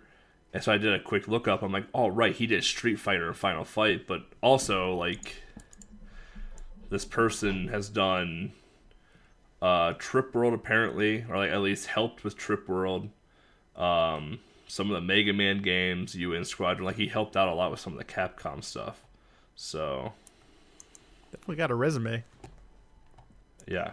I think something that's interesting to note as well, and I'm not sure if you all played this on the Super Game Boy or if you played it on the actual console, but it's enhanced if you use, at least on the Super Game Boy 2, it was they have an enhanced version, which is pretty cool. They have the nice overlay that, you know, makes it look very bonky and has a lot of nice colors to it that took advantage of the Super Game Boy, and that's not something that the first one had. So it's kind of cool that they included that and took the time to add a little enhancement for the Super Game Boy 2. Yeah, I did play it on Super Game Boy 2, so I saw all of that. That's yeah, like what year was this? 94. Yeah, then most of the games were starting to integrate those things, so that's always nice to see. I like when the color palette gets chosen for me as well. At least maybe the developers did intend this, you know, with the and it ends up being blood red. Yeah, at least it's a good color scheme that they used for this one, unlike Mulan, for example, which is absolutely horrendous. Or Shaq Fu. Yeah, I don't remember that one, but oh man, yeah, some of those Super Game Boy enhanced games are rough to be nice about it. and laggy, which we'll talk about that in the gameplay a little bit too. But Super Game Boy enhanced games bring another layer of lag to the game as well too. But the plot of this game, so I got this right from the manual. So you know how really in-depth the adventure one was, right? Three paragraphs? Yeah. One day soon after arriving on the moon, Bonk hears an incredible explosion. Oh no! The Earth has split into two. The sinister King Drool has struck again. This is bad. Real bad. Bonk must return to Earth immediately. Done. Like, that's the plot. So we went from like this grandiose introduction to Bonk to like, okay, well, Bonk, I guess, is going back to Earth because it got blown up. Okay, cool. Awesome. It's funny because I can't see any. Not that there's much plot to any of these games, but there seems to be no plot similarities or crossovers from Bonk's Revenge, the original game, to this one specifically. So that's all you get. It's real bad. This is bad, real bad. It's bad. It's real bad. Okay, all right. I'm really glad you clarified how bad it was. Appreciate it. Oh, does it actually say that Bonk must return to Earth immediately? Huh. Yeah. But you don't know which half. It's split in half. Oh man. I can't think of a time where they actually mentioned Earth before. That might be the only time it's mentioned actually in any of the games. At least in the American manual, yeah, it says Earth. Maybe in the Japanese when they actually refer to Dinosaur Land or something, but could be a bad translation. Very possibly a bad translation. Or not a translation at all. They were just like, right, whatever. Yep. The best part is Bonk hears an explosion from the moon. Okay. Oh no. Okay. Well, it's kind of like the Sonic Unleashed plot at this point. Like, oh yeah, so Sonic goes to the moon to fight Eggman, and then suddenly, the Earth is split into like 5 parts. There we go. Awesome. Like sometimes reading the plot is the best part of reviewing a game. It makes you wonder if you would have read the plot, would you have even played the game in the first place? But whatever, Too much. Don't want to think about that. This is the first time I read the plot, so I just assumed we just stayed on Dinosaur Land, and I had to go fight King Rule again, or Drool, or whatever his name is. But the gameplay of this, like, it is similar to Bonk's Adventure, but it also is different. The controls feel tighter in this game. Yes. In my opinion. They feel much tighter. Like, you still have the base control of, like, moving and spinning and headbutting and whatnot, but, like, it's less floaty, like Lat Mackey was saying, and everything just feels tight. Like, it's not that loose moon gravity fit that Adventure had. I when I was playing through it, I actually really thought the controls were great, or at least that they controlled well. If somebody ever asked me, hey, what Bonk game should I play? Give me a recommendation. My first recommendation is always Bonk's Revenge on the TurboGrafx 16 because of how better Bonk controls. I've played a fair amount of Game Boy games this time. This is actually one of the better controlling characters I've had in a Game Boy game. Like, it was responsive and it moves quick. Like, it's not... I didn't feel... It felt very responsive. Everything, any input I put into the controller, it seemed like Bonk actually did it, which I thought that was really cool. But yeah, the other thing that we touched on too is the different power-ups in this. So I never, like, when I played this casually, I played it once other time too. I didn't understand how the power-ups worked. Like, do you just like, when you eat a piece of meat, do you just choose which power-up you want, like, as it rotates? Yeah, exactly. And it's not so easy to, like, get the one you actually want. At least I felt like it was like that. Like, I always wanted one thing, and then I just ended up getting something completely different, which wasn't very cool. But it's a weird system. It's like a cycle, kind of like the mixing Kirby games, where you just go through the things and then you pick one randomly. Belthic, to your point, I didn't discover that until like round 4 or 5. I was almost done with the game by the time I discovered, oh wait, I can press the button and I might get a different power up here. So that was not very clear from the get-go, to say the least. Yeah, because I watched my playthrough before we started recording here, and I grabbed a piece of meat like in stage 1, and like nothing happened for like 30 seconds. Like, I just stood there like an idiot, and I was like, and then also like I hear myself say like, oh, I have to choose my power up. And I'm like, oh, that's really different compared to Bonk's Adventure, because like, you, depending on the size of the meat, like if you get a big meat, like you go straight to Screamo Bonk, and then if you get a small piece of meat, you turn into Stonehead Bonk, Right. basically. But in this one, like when you eat a piece of meat, like you have 3 choices of Master Bonk, Hungry Bonk, and Stealth Bonk. And like I don't know. I think I always used the one with the elf ears. That was my favorite one to play with. It's nice that they had like a distinct personality and attacks and stuff like that. Although I didn't really, I mean, like damage wise, it didn't seem like any of the characters did any more damage than the other ones. So I think at some point I just started randomizing. Whatever, hey, I'll just take that and go. Yeah, they have some unique features to them, but like for actual gameplay and defeating enemies, they're not that great. Like the Hungry Bonk, you can swallow up enemies, which actually restores your life, which is pretty cool. Also works on the did not notice bosses, by the way. Like you can use it to regain some of your health. Really? Oh man, that's a great feature. So that's the most useful one, I think. I don't know what the Master Bonk actually does anymore. I really don't remember. And the Stealth Bonk you basically use to open the locked doors throughout the stages that lead to extra lives or bonus stages and things like that. So that's a useful one if there happens to be a door nearby that you can enter. Oh. Dude. Oh, here we go. I put up the manual. So yeah, Hungry Bonk was the one I liked to play as. Stealth Bonk, although you can't ground bonk, you can get into secret rooms in this mode. There are many secret rooms to try out, so that's what Stealth Bonk does. Master Bonk, in Master Mode, Bonk's bonking. Bonk's bonking and jumping power is increased. You can jump way bonking higher, bonking the ground, a ground bonk. Great That's name. not confusing. Will cause all enemies on the screen to take damage. Hungry Bonk, in Hungry Mode, you can bite enemies, which is even more powerful than bonking them, and you can even ground bonk. Okay, you're blowing my mind here a little bit because throughout the game there are all these doors that have these like keyholes on them that looks like you can put a key in there. I didn't go into any of them because I didn't realize you could with Stealth Bomb. That would have been nice. I could have used some extra lives.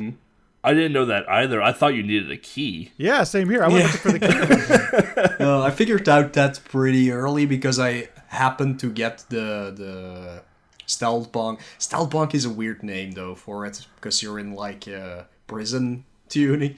You're in a prison outfit. It's kind of weird. I think he also moves a lot slower because he's dragging around like a ball and chain. But yeah, you can use him to lockpick all those doors, and they always lead to some of the pickups, like a whole bank of them, so you can get extra lives out of that and things like that. So that's pretty nice. That'd have been so much easier. We thought that was Zombie Bonk. We didn't even realize that's what that was. It was like Prison Bonk. Holy cow. Oh my god. Yeah. Now I feel like I gotta play through the game again. My favorite Bonk though is Wounded Bonk because he's wrapped up like a mummy. Yes. He looks adorable. I only happened to get that Bonk's one pretty if I lost the mini game. I don't know if there's other ways to actually get that one, but there's a mini game where you have to fight Zonk, I think. Mecha Bonk. Air Zonk, I think it is. It looks like RoboCop, but whatever. Yeah, we call it. His name is Mecha Bonk. Yeah, where you have to like push him off the screen and then you win. But if you lose, and it's a best 2 out of 3, if you lose, you end up being the mummy Bonk. And as far as I know, every single time I tied him, like neither one of us fell off the screen, the tie goes to him. You always lose the tie. Of course it does. Thank you, Retro Games. Damn you. Yeah, there's one more. The mini game was one of the most challenging parts. I didn't like it. It was real struggle to beat it. There's one more thing that Bonk can do in this game. He can actually climb on ceilings in this one. Yeah. Once again, That's a good time. as far as I know, I have not played any other Bonk game with being able to climb, to teeth on the ceilings, and it's a cool mechanic. Yeah, and Bonk has some crazy core strength too because he uses his teeth to climb on the ceiling, But he doesn't hang from his teeth. His body is still up against the ceiling. He has some core strength. Let me tell you what. He's obviously been doing yoga since Bonk. Been doing a lot of something.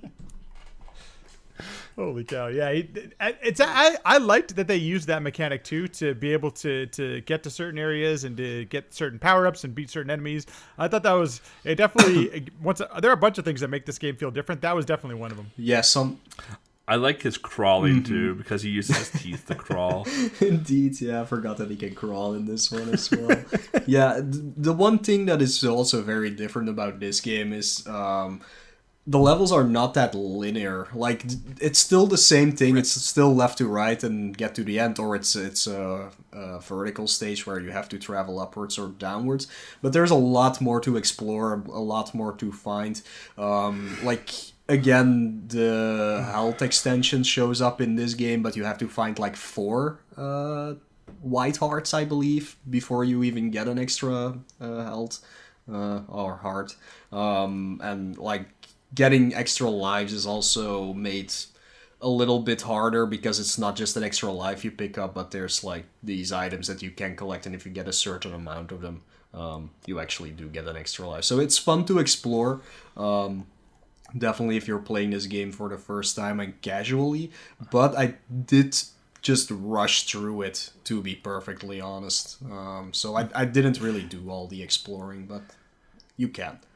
I beat this game in 45 minutes. Yeah, same here. It's pretty short.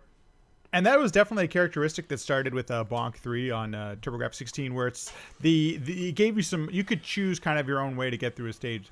The one slight, I wouldn't say issue, but one of the things about that is that it's not the most rewarding thing. Mm-hmm. So there are some things you can go get and things, but it's not nearly as productive or rewarding than just go find the boss as fast as you can. So that's the one drawback to it, but it does give you some options.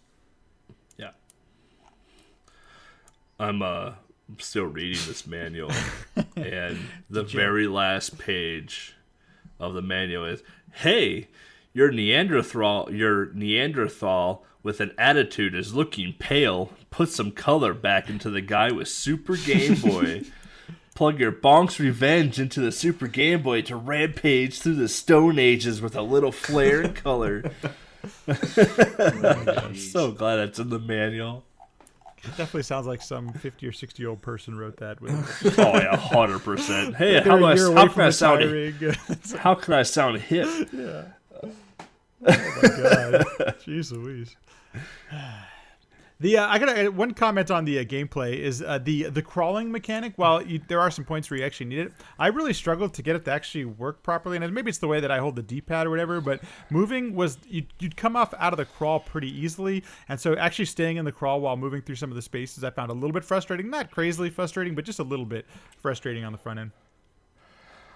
I agree with that. There are times where like I would crawl and I would stop because I had to read chat or something. Right. And then I would go and try and crawl again, but Bonk would stand up and I would take damage. I was like, I didn't tell you to stand up. Like, I'm holding the same, direction and combination I did when I let go of the D-pad or stopped doing this. Like, I don't understand why you get out of your crawl, but whatever. Right. Yeah. But, the bosses in this, I feel like the bosses in this game were way easier absolutely than an adventure.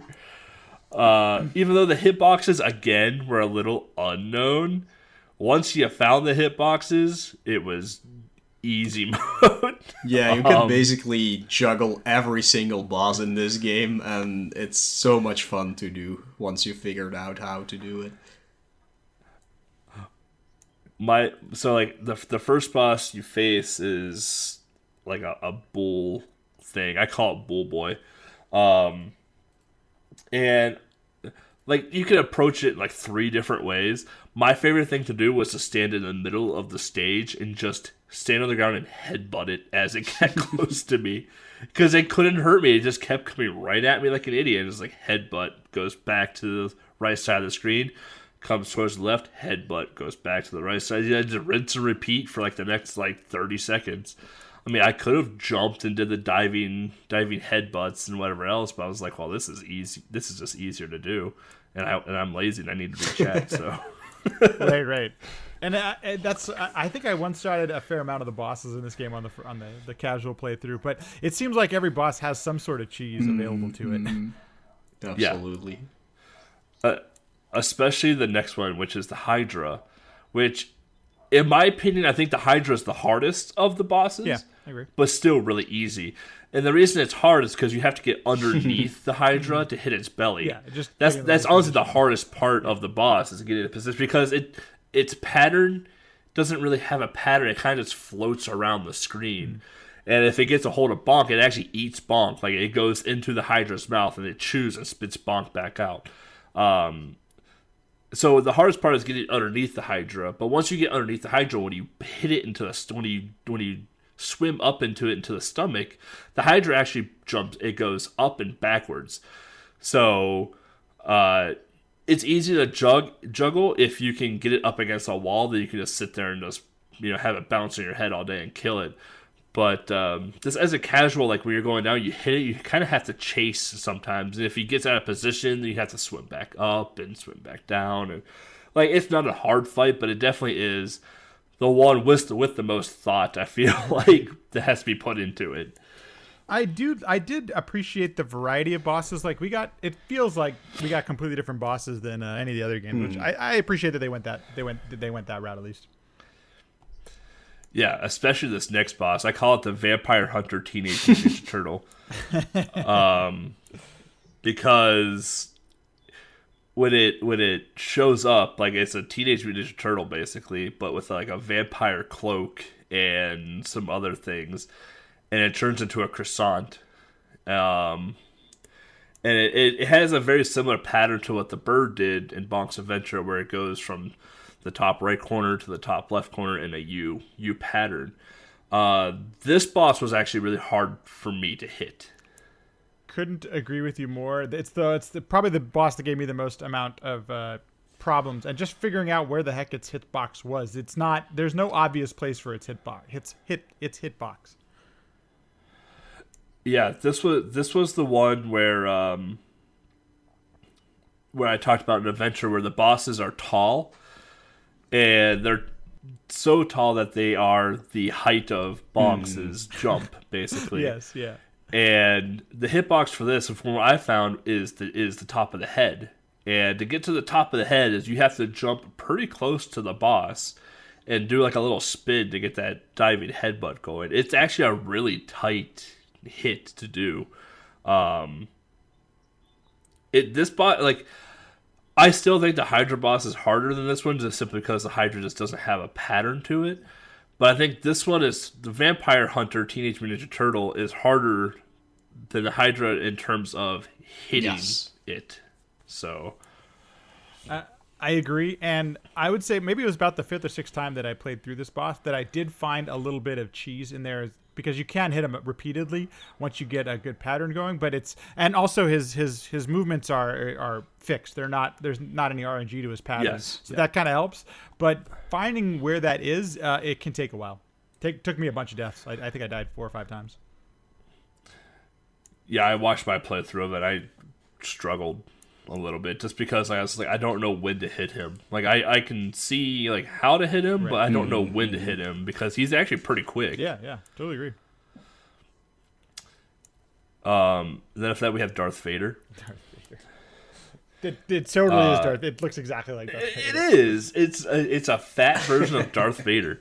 And again, this boss is really tall. Yep. So you go into this Darth Vader fight, and it's literally Darth Vader. Like, it is a black dome-shaped enemy that when he gets close to you, swings a lightsaber. I'm not sure if this was intended, but the eyes of the Darth Vader character kind of look like some of the eyes in the characters in Airzonk. And Airzonk had already come out by the time this game was released, so I don't know if there was any sort of inspiration behind it, but it does have a little bit of that look to it. But the helmet looks exactly like Darth Vader's helmet. It's interesting. Yeah, I didn't think about that at all. Yeah. So maybe that's try that their future. They're trying to bridge, or their Airzonk was supposed to be like the hip and cool Bonk character, the Bonk character for the future. So I don't know if maybe they were trying to hint into that. Who the heck knows? Gotta wonder sometimes on these decisions. That's very true. But like at first, you think this is a hard fight because he's tall and his range is actually kind of long because he has that lightsaber. So at first you're like, wow, this fight is actually kind of hard. Because once he goes to the left side of the screen and swings, he just goes back to the right side. And he just rinses and repeats until, he gets close to you, swings, and just does the same thing over and over again. But you can actually jump over the lightsaber and do a little spin in the air and land on his head and hit him. And then he'll just go back to the right side of the screen, rinse and repeat. Like the pattern again is fixed. It's right to left swing, right to left swing. So once you understand like that, you can jump over this lightsaber and it's not that scary at all. This fight is exceptionally easy. Yeah, second easiest boss fight in the game, in my opinion. Yeah, I agree. Once you figure it out, it's pretty easy. And then we have the alien from Alien 3. Yeah, that was a surprise when that one came along. All these cameos, man. It's an homage. They're not stealing. It's an homage to that. This was the easiest boss in the game, in my opinion. It moves in a diagonal pattern. So it starts from the ceiling, and I think it goes to the right first or the left, and then it goes to the floor. Once it's on the floor, you jump up, headbutt it, go run into the bottom corner. Doesn't matter which one. Mm-hmm. It goes off against the wall, up into the ceiling, off against the wall, back on the floor, jump and headbutt it, rinse and repeat until it's dead. I don't think I got hit at all in my blind playthrough on this boss fight. It's very possible. It's not very challenging. Go ahead. No, I once again, it's cool that like that there is not a boss like this in any other of the games. So it's cool that it's different, but it's really easy. It's boring. And it also just I don't know, fell out of place. Like it was not an enemy I was expecting. It did. But you know what? The sprite for it looked really good. Yeah, there you go. It looked like it belonged in an Alien game. It was really good. And then you have the boss rush, which it's the boss rush. Yeah, like I thought it was very interesting the way they did the boss rush actually in this game. Like we haven't really talked about the teams of the stages because it's kind of hard to actually put them into a team. Like it doesn't really show anything that you can say, oh, this is teamed to be something like that. Except for the final one with the alien fight. It's kind of like a space station or something like that. But the way they do the boss rush in this one is like they give you a little part of each of the previous stages before you head into the fight. Which I thought was a pretty cool idea. It kind of reminds me of how they did Mega Man 1 or Mega Man X1, where it's not just the transporters at the end, but you actually play a little bit of the level and then you come across the bosses. And I always appreciate that in those games, and it's kind of sad for Mega Man at least that after that they went into the trope of just doing the teleporters. But I really like it when you have a big level and then you come across the same bosses again. I really love that. In the original Bonk's Adventure games, they just had a straight boss rush. You'd go one room to the next and be all the bosses. But starting with Revenge and on since past that, you always get to play a little bit of a stage and then you get to face the boss again, which is kind of cool. Because it's more a game. You're getting, and it's all new. It's not the same stage. Yeah. The one thing, like we didn't touch base on this in Adventure, but when you go into a boss room and or the boss rush, you have to go into like this hip skeleton elevator, basically. Yes. Yep. That elevator is kind of a pain to get into, first of all. And sometimes it just doesn't, like, you'd be standing in the middle of it and it just doesn't do anything. You're just like, okay, that's cool too. But the boss rush in Bonk's Adventure was just that like once you climb to the top, you hop into a skeletal elevator, and you go down to your boss fight and do your thing. The one weird thing, and I noticed this with Mo's playthrough as well too, is that at the start there's a big heart that fills up your health.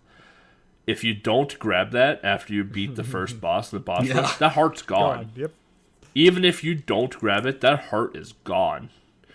I thought I bugged the game out because it happened to me, and I'm like, oh, I bugged the game out. That sucks. Like I didn't get my heart. Nope. And then I watched Mo play it, a few weeks ago, and the same thing happened to him, and I'm like, oh, that's not. There's no way that's a bug. Right. Like that's clearly meant. It's a clear game mechanic. Yep. But in Bonk's Revenge, we don't have the skeletal elevators anymore. We have like these teleportation platforms now,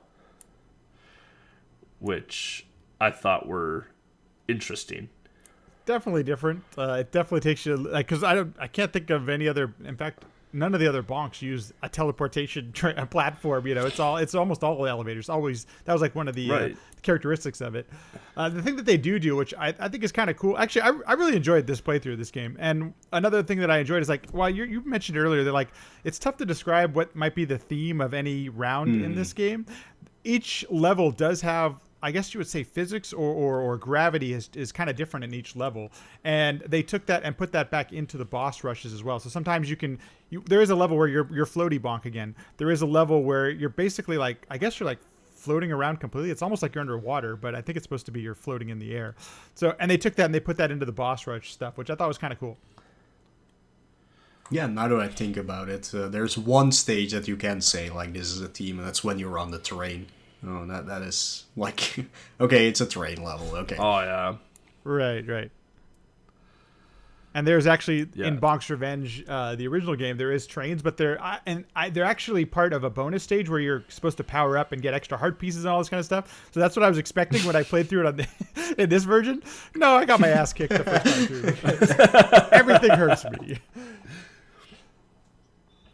Which again, Bonk's Revenge for the Game Boy is another. It was coded and built explicitly for the Game Boy. Like this wasn't a port either. So, because sometimes too, like when a developer will make a game for the Game Boy, like if they're gonna have a sequel, like the first game might be an actual coded game for the Game Boy, but then the sequel comes out and it's a port from the Super Nintendo or the NES because they needed to cut cost or whatever it may be. But Bonk's Revenge for the Game Boy is also a uniquely created game explicitly for the Game Boy. So I think it's the last round.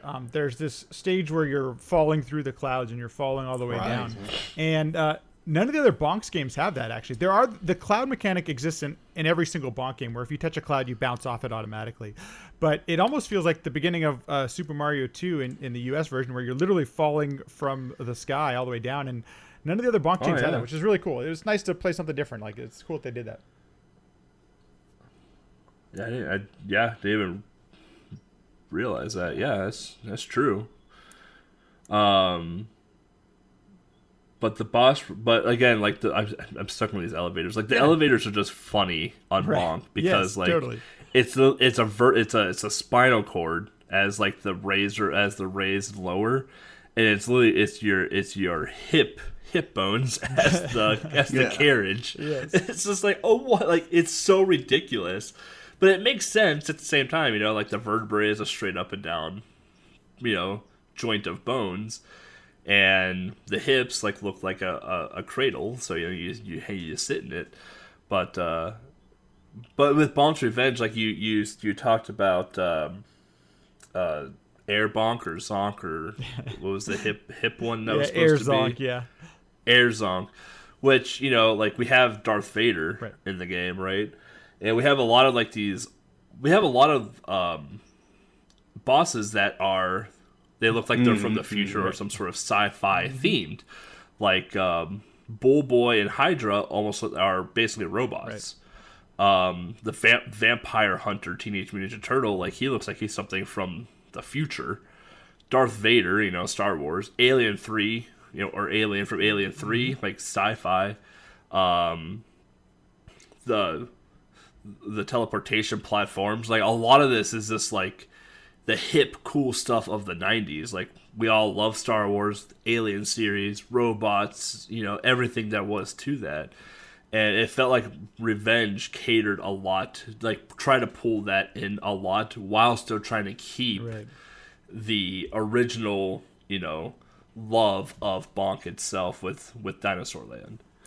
It definitely seems, yes, like they were trying to meld a fair amount of things. If you get into Super Bonk, and that was on Super Nintendo, the transformations get even more weird and wild. And it kind of makes me wonder sometimes what the developers might have been on when they were creating some of these games. Because you can start to see it in this game where, like, you fight Robo Bonk, and you've got these things that you change into that are just... they're funny. They're wacky, so it's kind of fun. But it doesn't always seem like it's connecting or staying in the same world that Bonk originally established. Yeah. So yeah, after the boss rush, we have the King Drool 3-part fight, where in phase 1 he basically just falls down and shoots a bullet at you, and it's the slowest moving bullet in the world. And this time though, you hit him in the crown. They finally understood where they had to put the hitbox. Such BS. It is threw such me off. BS. Yeah. It threw me off so much because I played Bonk's Revenge immediately after playing Bonk's Adventure. Like, I did the 2 games back to back for Game Boy Adventure. There you go.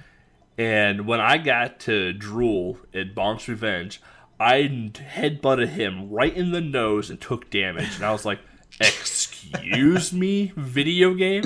That I hit him in the crown and did damage. I'm like, excuse me, video game? This doesn't make sense at all. Okay. So, in this time around, you hit him in the crown instead of the bridge of the nose. So, that was a nice little surprise there. So, because of the hitboxes, I actually game overed a couple of times on Drool. And by the way, that sucks when you do that, because you have to go back to the very beginning of the stage, do the whole boss rush and everything. But I kept thinking that I was missing his nose, like you would in all the other games that you play in this damn series. So, I was so frustrated. It took me forever to figure out how to crown him up. And I'm not sure why great, you did something that you were supposed to do in the first place. But it's if you've played all the other games, it's super challenging. Yeah, it was very frustrating. I was more mad at the developers than I was at the game. Oh, me too, dude. Right there with you, man. So phase 1, like, he just falls down and shoots a gun that shoots 1 bullet, so it's a pistol. Yeah. And you basically just jump over it and headbutt him into the crown. And then once you've done so many hits, he says, "I shall be back," or "I will be back." In a comic bubble. Yes. And Arnold Schwarzenegger style. And then phase 2 happens where he tries to karate chop you. And then he just bounces on his crown again. And he's like, "I'll be back." And then phase 3 happens where he kind of does like the K. Rool bounce from Donkey Kong. Like, he kind of does the bounce across the screen, which you could easily just juggle on top of his crown the entire time because he moves so slow. Yeah. And once you finish that, he's like, "I'll be back," as he's flying off of the Earth, back into space. And then magically the bottom half of the world like moves up and like welds itself back to the upper hemisphere of the Earth. And that's the game. Like, it just magically, like, magnetizes itself back up and just melds itself into one whole planet again, because that's definitely how it works in real life. I'm glad to hear it from your perspective, because if you play through Bonk's Adventure, the original one on TurboGrafx-16, there is a little bit of backstory about why Drool has separated Moonland, and it's in the instruction manual, so it's part of like the lore and stuff like that. But that's the only place it's mentioned. If you've never even, if you haven't read through the instruction manual of the original TurboGrafx-16 game, you would have no idea. It makes absolutely no sense. So I had no idea. It's like when I started Revenge, I just assumed I was on Earth. Like, I just assumed I left Moonland and came back to Dinosaur Land, and then, but plot twist, I was still on Moonland, and Drool went back to Dinosaur Land and split the Earth in half. It's like, Right. oh, okay, I guess I'll just hop down real quick to Earth and help out. Yeah. That makes perfect sense, right? I mean, yeah. I will say, though, like, out of the two Bonk games, I prefer Revenge over Adventure. Oh, yeah. Simply because of just the sheer ridiculousness of Revenge. It's a good game, don't get me wrong, but just the sheer ridiculousness of the actual game and stages and how they just, like, try and blend sci-fi with dinosaurs and cavemen is just comical to me. And I like the controls actually more in Revenge than I do in Adventure as well, too, so... I couldn't agree with you more, and there are times where I felt like the control was just as good as it is on like Super Mario Land 2.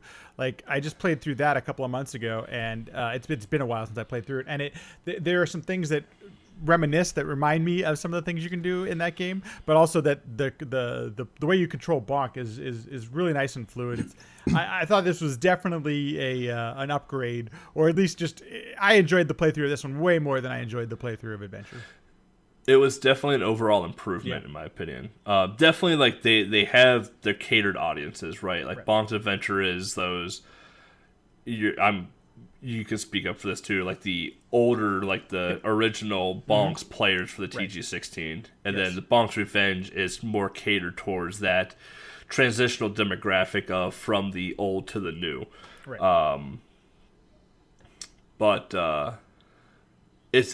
I think what they learned from Adventure was like, hey, like, things are a little floaty, things are a little loose, sometimes inputs get dropped, lag, this, that, whatever. We're going into Bonk's Revenge. It's like, hey, we can fix some of this, like, let's tune this up a little bit, let's make it, let's learn from our mistakes and tune this in. My probably biggest complaint with Bonk's Revenge is just the simplicity and the easiness of the actual bosses. Like, I felt like with Bonk's Adventure, although the bosses were fairly easy and the unfairness was the hitbox issue, they posed a bit of a different, complexity to them. Like, all the ice skating dinosaurs are going to spin in the air once in a while, and as the fight goes on, like, the pattern's going to change a little bit. The sand shark can be up or high, and you have to kind of figure out how to attack based off of that. In this game, the patterns were so stagnant and static that it just felt easier than it honestly should have, at least for a game of this caliber. One of my complaints was going to be the lack of like extra heart pieces and health refills and things like that. But little did I know that I could have just transformed into one of the characters and gone in the damn. So I don't know if that's a fair complaint. But also, I would also say that the mini game kind of sucked in this one as well. It's the same thing over and over. Yeah, Mecha Bonk was hard. Yeah. And the fact that it was 2 out of 3 made it even worse. Yeah. Like, if it was like 1-to-1, like, if you fail, you lose. If you win, and you move on, I'd probably be more okay with it. But the fact that it's 2 out of 3 falls, it's like, oh, this is like, I purposely failed some of them just to get out of there. Yeah. I don't blame you. I don't really know which one is my favorite. The controls in Revenge are definitely the better ones. So it's easier or more comfortable to play Bonk's Revenge, but I do like the stage design of Adventure a lot more.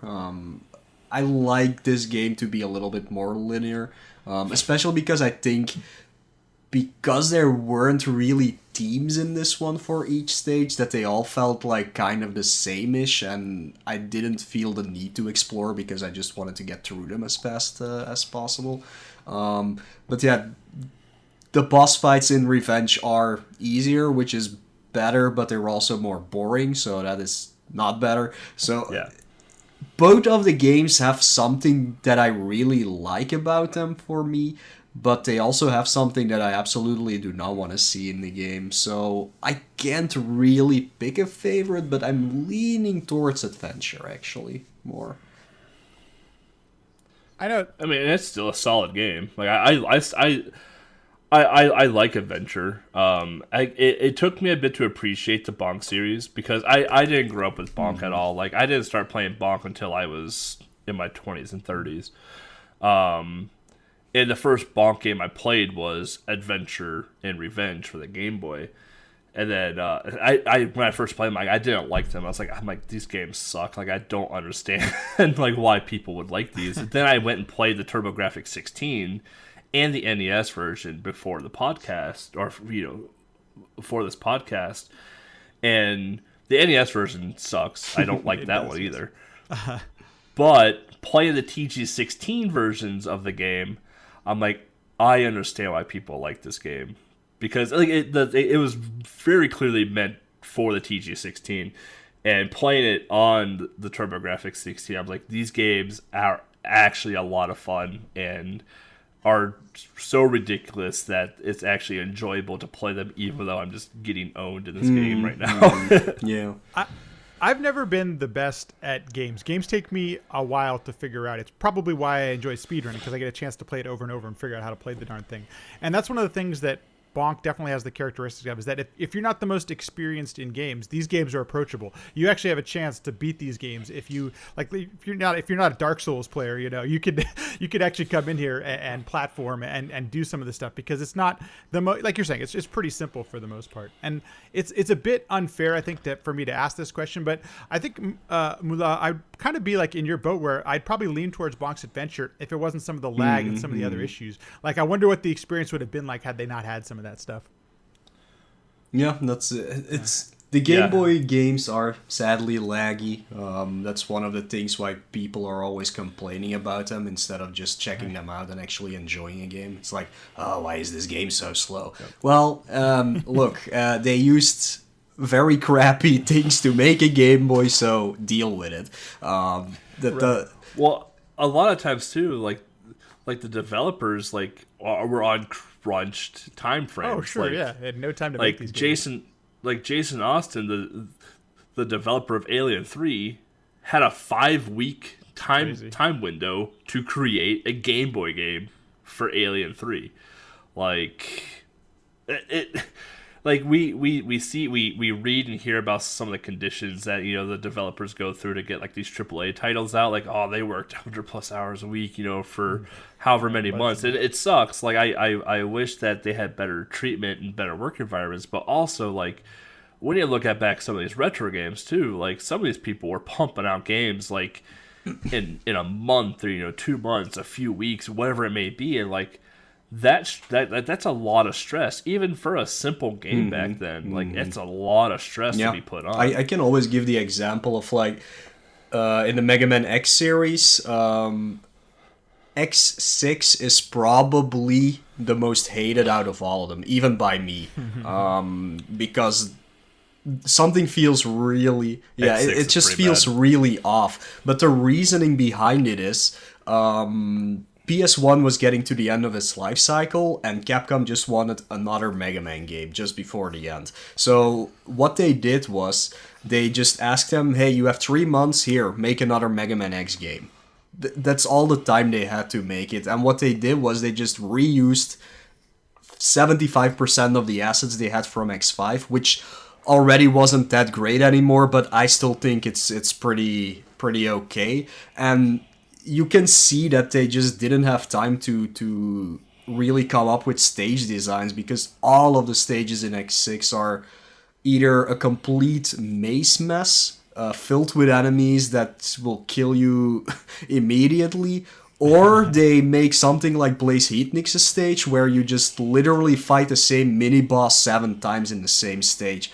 You can clearly see that they just didn't have time to actually make a good game. So sometimes when you look at these Game Boy games, they might be a little bit laggy, or they might be a little bit way too short or anything like that. But what they sometimes can produce in such a small time frame is actually pretty darn amazing. Yeah, I'd agree, and I think if you're looking for just a fun, casual platforming experience, Bonk's an easy game to recommend. It's especially the way that minus our criticisms aside, these are pretty fun, and they don't take too much time out of your day. You know, like you can get through them even at all skill levels pretty quickly. Yeah, and like even going off of the Game Boy stuff, like when they started introducing the Super Game Boy enhancements, like where they could start utilizing the chips from the Super Nintendo into the Game Boy, like that just added a lot more complexity to, you know, the coding aspect of the games as well too, because now they have to have this border around the game, you know, inject color into the game of some sort, but still try and, you know, maintain the monochromeness of the game, because like there's still a limited amount that you can do with a Game Boy cartridge, a Super Game Boy cartridge, and the Super Nintendo. And along while, like some of the times, like depending on the game, the border around the border around the game changes depending on what screen you're on or what stage you're on, and that actually causes a decent amount of lag, you know, in the game. It causes longer load times in between stages or wherever it may be. So, like, there's just a lot going on sometimes with Game Boy. That was our first tangent. Yeah, they usually show up way earlier in the episodes, but there we go. But yeah, like if people have to take one thing away from this, is definitely check out both of these games, because they are unique to begin with, because Bonk is a unique series, but they're actually really good games for Game Boy, no matter how you look at them. And they're also completely original, so if you've already played some of the Bonk's games and you think, oh, this is just gonna be another version, no, these are completely different games, so they give you something new to experience in the series, so that's something to definitely take with you. And if you have been playing these games and you have never played the Turbo Graphics versions of them, and you're like, well, I can't get a Turbo Graphics or a Core Graphics or a PC Engine, those things cost way too much. Well, I have good news for you, because this month the Mini will come out, which has both of them, I think, on it. It does. The first two. Well, the first two. I think it's all three. All three, even. Oh, yeah. Okay. So, if these Game Boy games spark your interest in the Bonk series, go grab yourself one of the minis, and then you can actually enjoy those as well. So that's a nice thing to have for sure. Well, by the time this comes out, it's probably April or something, but so it would have been out already. So you can go out now and buy one. Well, no, first listen to this episode completely and then go out and buy one. Or do the same at the same time. Listen to the podcast episode while driving to go buy one. Yeah. There you go. Just be safe. And if I can just add one more word in there, like I was actually hesitant to play the Game Boy versions because of, I gotta be honest, the NES version. I thought the NES version was such an unfun port of the game. So I'm like, God, Game Boy's got to be worse. It's not capable, blah, blah, blah. And I was pleasantly surprised with both of these games. And yeah, okay, I'm a little different because I enjoyed the Bonk games. So you got to preface this whole thing with that. But I will say that these are, both of them are by far way better than the NES versions. They're just really fun to play through. Yeah. And then, so just a quick cover art section here. They all look the same. Yeah. So, how we talked about a Bonk's Adventure looked very different between all three. How the Hudson Soft logo is still different on all three box arts. Absolutely. But Bonk is styled the same. Bonk is in its cartoon form that we described for the Japanese and European cover and adventure. That is also true of the American cover. The American and European cover are basically the same. The only difference really is the title. One's Bonk's Revenge, the other is BC Kid 2, and the 2 is gigantic. But it doesn't do the stone, the realistic stone texture. It does the yellow text with the black dots to mimic a cartoon stone texture.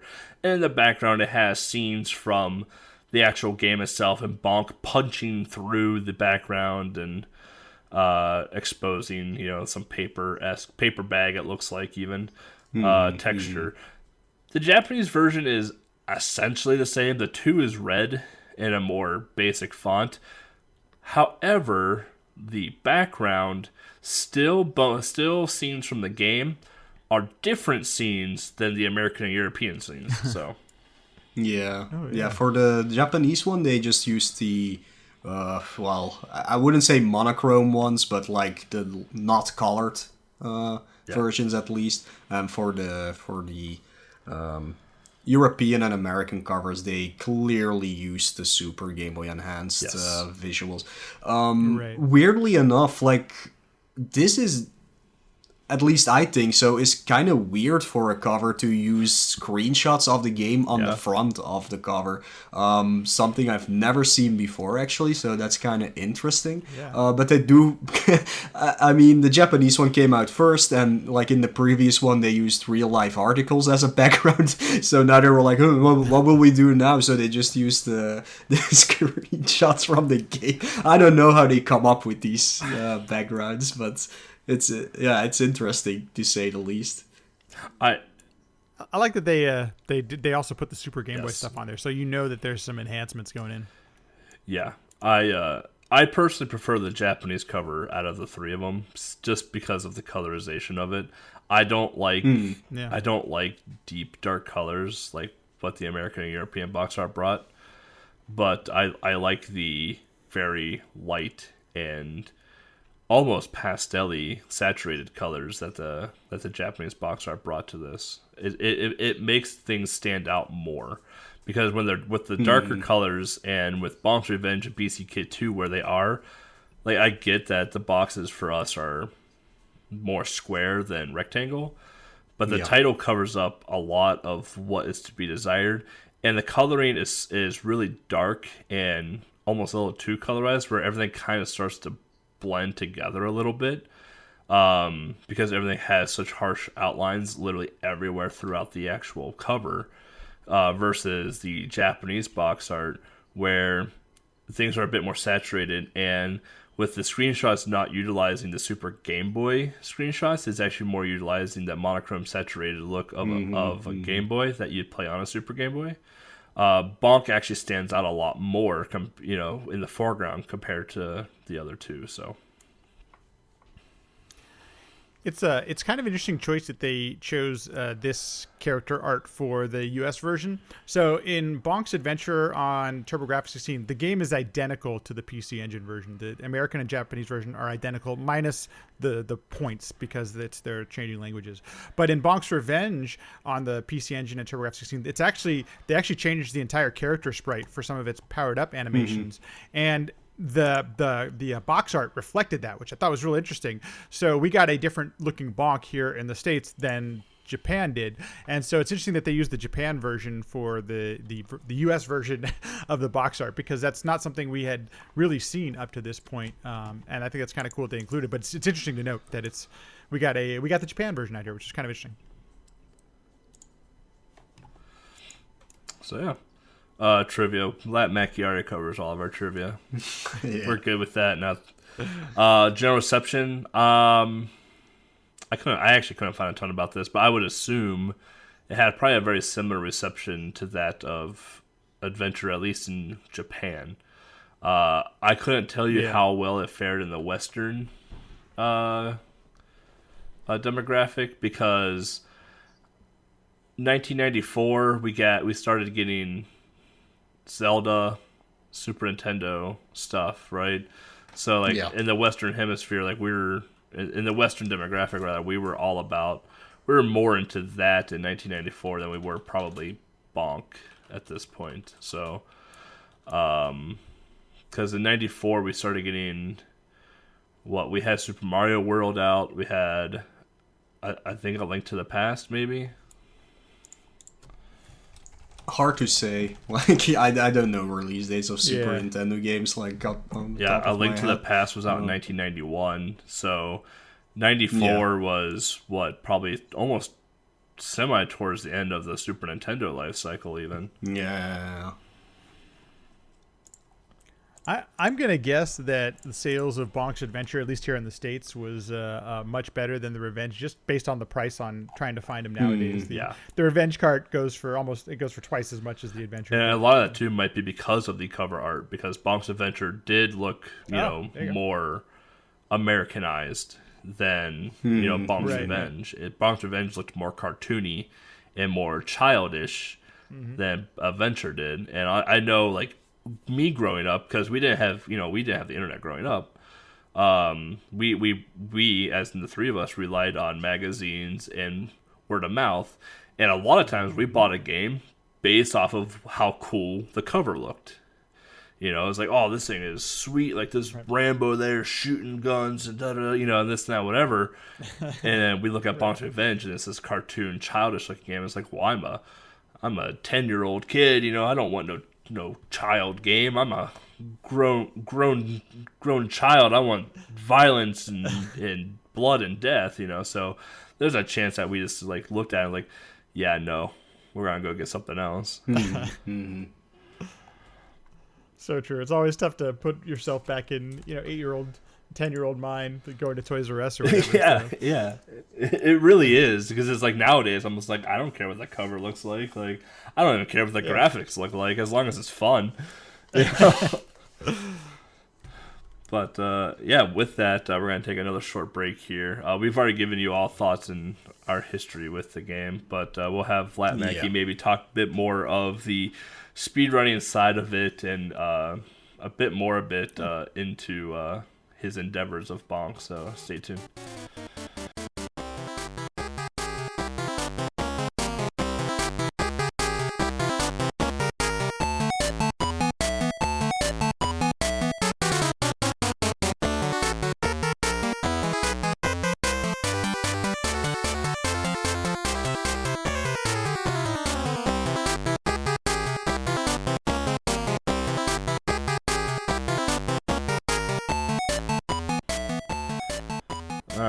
Welcome back, everybody. So like I said, we're gonna Mo and I kind of gave you thoughts and history, and so did Lat Mackey throughout the episode already, depending on which game we touched on. But like normal, like we don't focus heavily on speedrunning in this podcast, but we do have Lat Mackey, who is an expert at Bonk.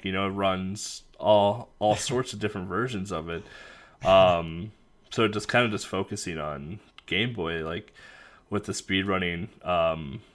Like, what's the barrier to entry for speedrunning this game? Like, if I were brand new to speedrunning, like, how long would it take me to get into a quote-unquote competitive time? Or if I was experienced in platformers, like, how easy is it for me to go from, a Super Mario Land to Bonk's Adventure?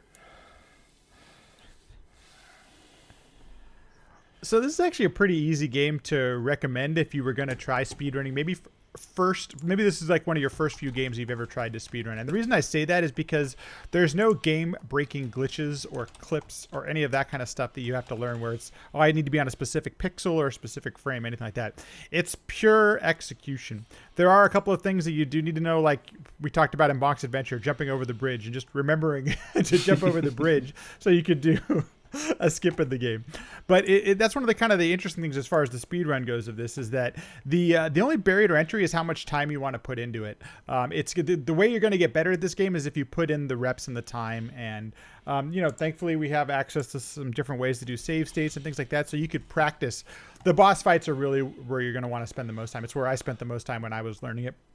And I only say that once really because of learning what the timing and how you're going to be approaching the bosses with those ridiculous hitboxes. The platforming itself is pretty straightforward. The routing isn't varied very much.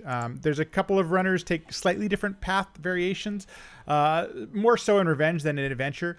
But the actual time really comes down to how you're going to perform against the bosses. So you want to spend the most time practicing that and trying to get the best times you can through the bosses. Yeah, I remember when Bangera started doing Game Boy Monthly.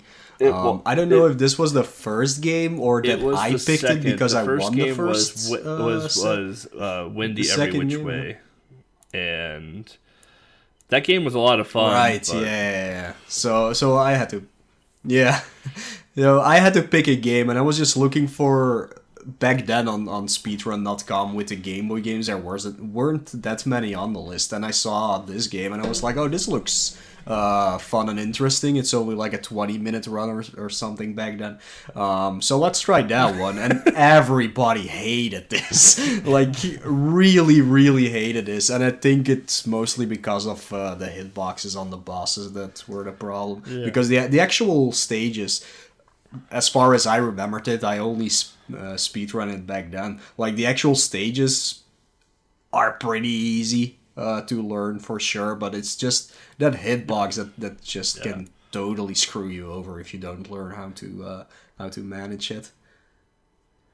If you don't have access to save states, one of the nice things that the Game Boy games offer that the PC Engine and TurboGrafx games do not is a stage select code, so you can actually practice individual stages. It's one of those little quality of life things if you do decide to go down the speed running hole, type of thing. So that's kind of nice that you have access to that. The transition from adventure to revenge we talked about is different because of the controls and whatnot.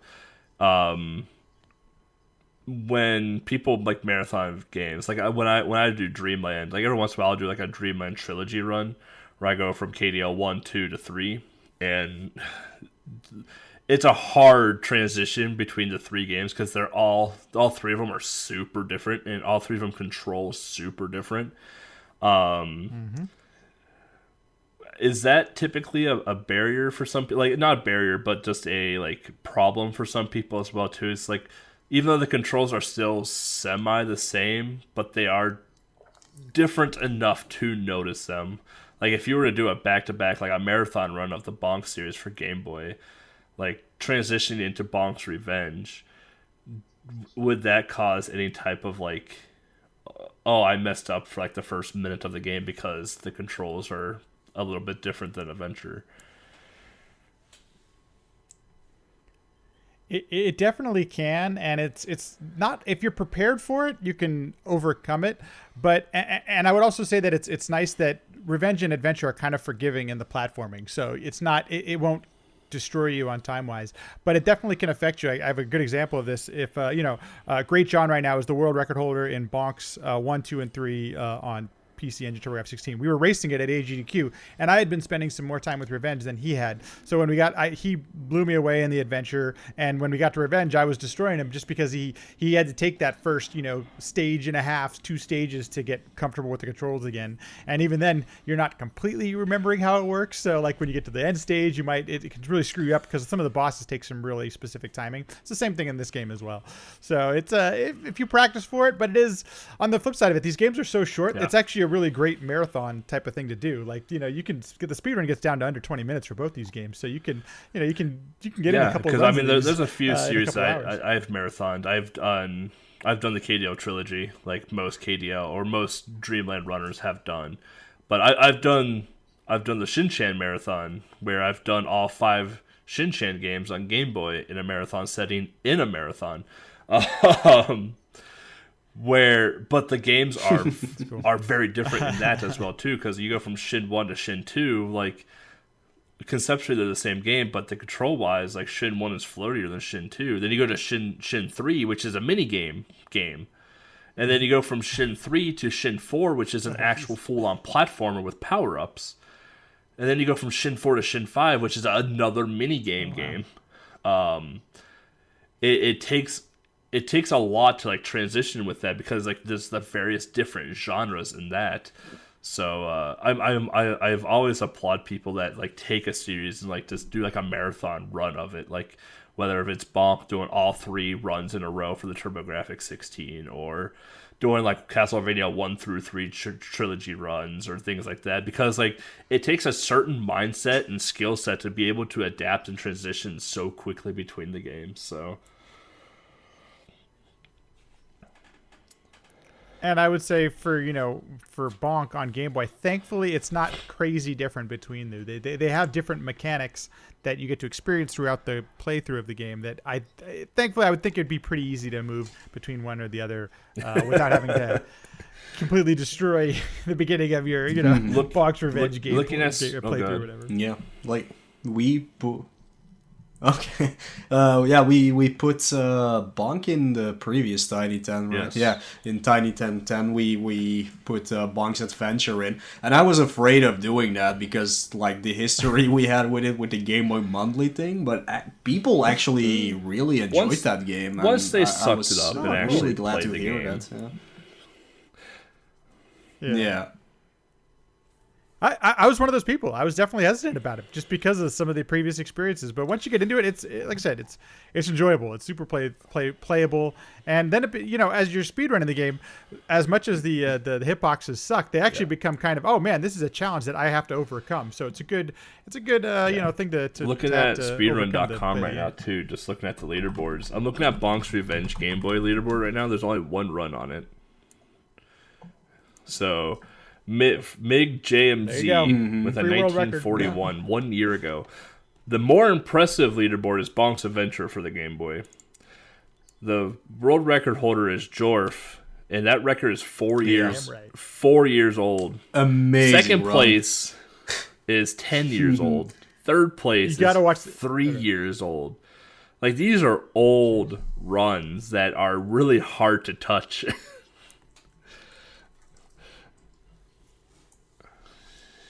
The Jorf run, you got to. I actually questioned it because I thought it was TAS. It looked so good to me that I was like, I've never really seen a run that good, except for maybe some of the Mario 1 stuff. And I was like, what is this? And then I met Jorf and we became friends. And I'm like, oh, okay, you're really that good at this game. He had such a good run and everything. It's pretty cool. It's a fun one to watch. It's short, and he just destroys like the I game. just look at the leaderboard. Like, all these runs are pretty old. The most recent is Smart Alec from 1 month ago, and Gygas 3 months ago. But a lot these runs are really old. Just looking at them, like Moe's on there even 3 years ago. Yeah, Oh, that was the Monthly? run Yeah, I never from the submitted mine Game 'cause Boy it was Monthly. Yeah. Yeah, well, One of the reasons I picked up one of the reasons I picked up this game too was because I'm like, oh, dude, that's like a free medal. I got to be able to get top 3 on this game. And then I started playing. I'm like, oh, these damn bosses. This is going to be the death of me. So I was like, yeah. I'm like that right now. So like, I'm keep learning pushing Metal Gear NES right now, and that record is like 6 years old, and I'm like, I'm gonna take down this record, and like watching the person's run and then like trying to mimic. I'm like, oh, this is hard. I'm like, wow, this guy is super good at Metal Gear. So, yeah, it'd be interesting to see someone take down Jorf though. Like that's one of the oldest Game Boy records. Don't see it that happening I've soon, seen. at least.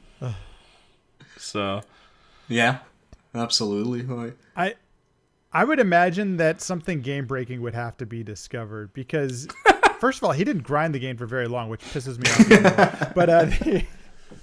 But it's so well executed, and that, as I mentioned, that's really what it's going to take to speedrun this game is the execution. So you never say never, of course not, but something I think we'd have to discover something to. we were like unless that somebody with just grinded this, KDL in and because out. we got to Yeah. the point with Dreamland 1 where we're just like, okay, 111X, yeah. like high 111X is going to be the limit, like an 1117 or 1118. Like, there's no way human possible anyone can get below that. And then Speedman found an RNG manipulation for the entire game from the time you press start to the end of the game, and he has a sub 11 time, and it's like, whoa. All right, like you literally just destroyed my sum of bests with your run. So, yeah, one thing. The nice thing about Go ahead. oh, go ahead, Mo. No, you can. You're still talking on top. I was just gonna say the nice thing about actually having a leaderboard is more people playing the game. You tend to find new stuff, but being that the game, it's still not as widespread as Kirby's Dream Land. I mean, you have a really large leaderboard, so you have people playing the game in all these different ways. You can discover some of this stuff. as a moderator, it's unfortunate sometimes. Well, that's a good point too. Yeah. Oh yeah. Yeah, I wanted to touch a little bit on Jorf, actually. Not only is that run quite impressive, but he has another Game Boy world record, and he's the only runner, and it's for the Tekken and Blade game on Game Boy. I don't know if people know Tekken Blade. It's a very old Japanese anime, and it came out as Techno Man in the US. And it has an amazing Game Boy game, but that game is incredibly hard just to even play. Like, I haven't been able to beat it because it's so hard. And Jorf is the only person who has ever speedrun this, and it's so impressively technical. You just have to see it, and you can't believe that a person is actually doing what he is doing. So he has a thing for like doing very technical stuff for games that nobody else would even be able to touch. So it's incredible. Like that run, it's 8 minutes and 34 seconds for that entire game. The best way to describe Tekken Blade for the Game Boy is think of Strider. Basically, think of Strider on NES with a little bit of Ninja Gaiden Shadow mixed in there. It's a I found this run just randomly because I was just browsing through speedrun.com and I was like, oh, it's a 2-year-old record. I'm gonna try it out. I didn't get past stage 2. This game is exceptionally difficult. Yeah, that's. I can't get past it either. Well, and it's only 5 stages, I believe, or something like that. So yeah. I've never played the game still, but I'd never heard of it until I watched his run, and that's the kind of runner he is. He has some skills and he has the drive to do it. It's a really impressive run, and I don't even know anything about the game, so I agree with you. Do yourself a favor and watch the run. It's only 10 minutes or 8 minutes, whatever it is. It's pretty easy. Jeez, I'm watching it now, and I'm holy cow. Yeah, it's Jorf, dude, what are you doing? I wish we had more runners like that for Game Boy. Cool. Yeah, that would be very great. Yeah. You guys want to talk about anything else when speedrunning Bonk? You have to shave your head whenever you speedrun it too. You gotta look like Bonk. You gotta feel the Bonk. Be the Bonk. Be the Bonk. Somebody was asking me, so Bonk's Adventure was at AGDQ this year, and chat was asking me if I should dress up for it, and I'm like, no, I'm not. Who wants to wear that? Just no.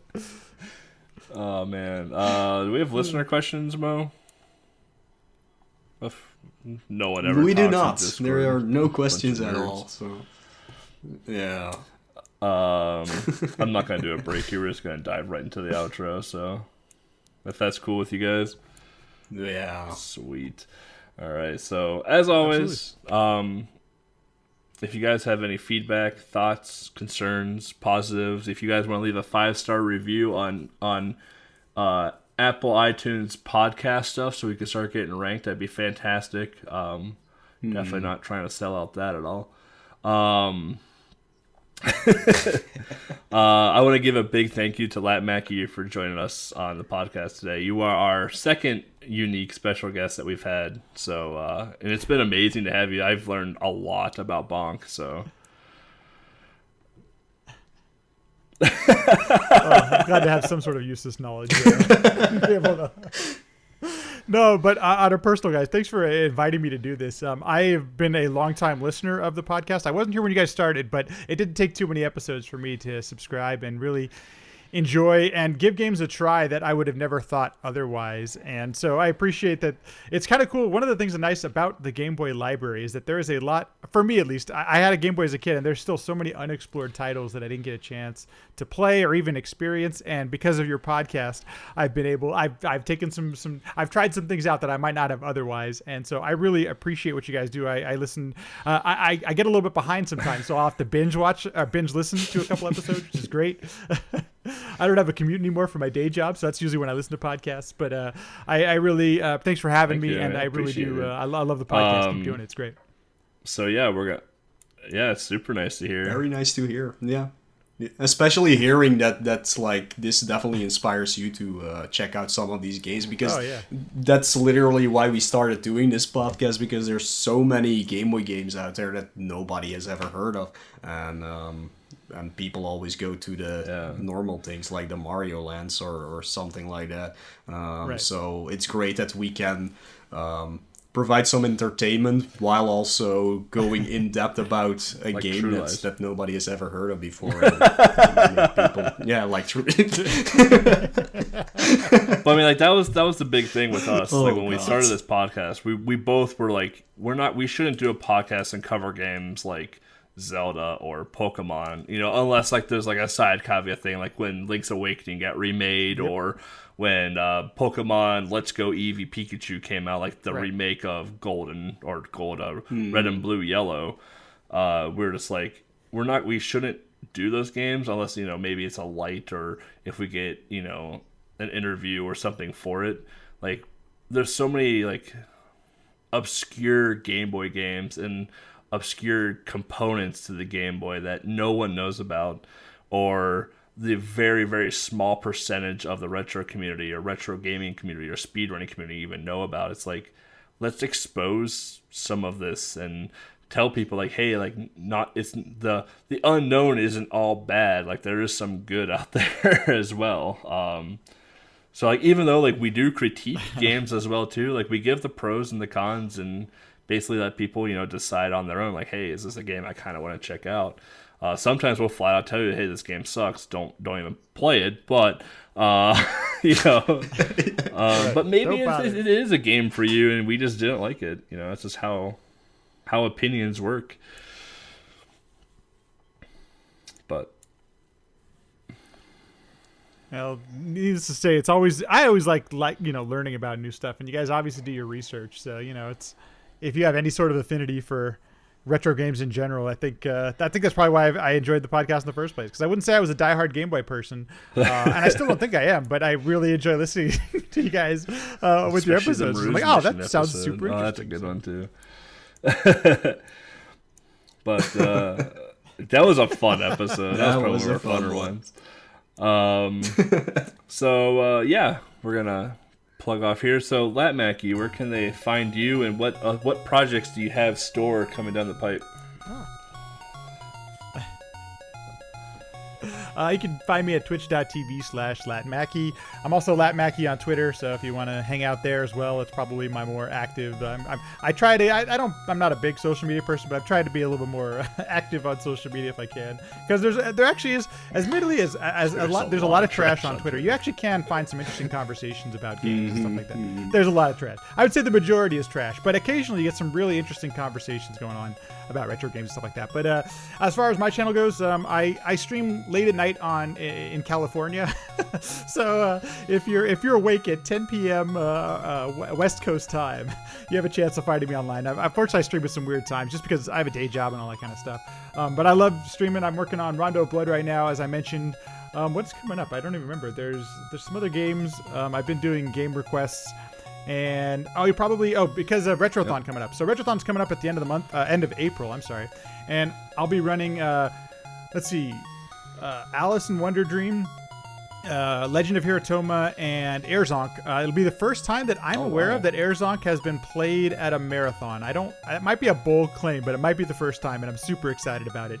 I did have the world record for a little while, but it's since been beat by a couple different runners a couple different times, and we've gone back and forth with world records. But it actually, as much as the Airzonk game, it's a shmup, and it's kind of it can be kind of auto-scrollery. Once again, there's interesting stuff that happens in the bosses and stuff like that, so it's a really fun and colorful game. Should be fun. And I'll be playing a lot of that leading up into Retrothon. I'll be doing them shmups. I'll be doing just like Enemy at Retrothon as one of my submissions, and I think that's the first time Kid Nicky Game Boy has been in a marathon. And I'm doing. I'd have to double check. I'm not so sure about that. I kind of think that Infinite Mystery might have played it in one of the GDQs. It's a pretty unknown Game Boy game. And then Who Framed Roger Rabbit Game Boy is another one that's either been or hasn't been in a marathon either. And then we got Dreamland, which has never been in a marathon ever. That's been in every marathon ever. Thanks everyone for listening and watching. If you're enjoying the podcast, subscribe, leave a review. All those things go a long way to helping out the podcast. If you'd like to continue the conversation, I'm on Twitter at LatMackey, or you can also join the LatMackey Discord, where we have a sequence break channel. We talk about guests, we have questions. It's really interactive, really fun. Please feel free to stop on by. Thanks so much. See you in the next one.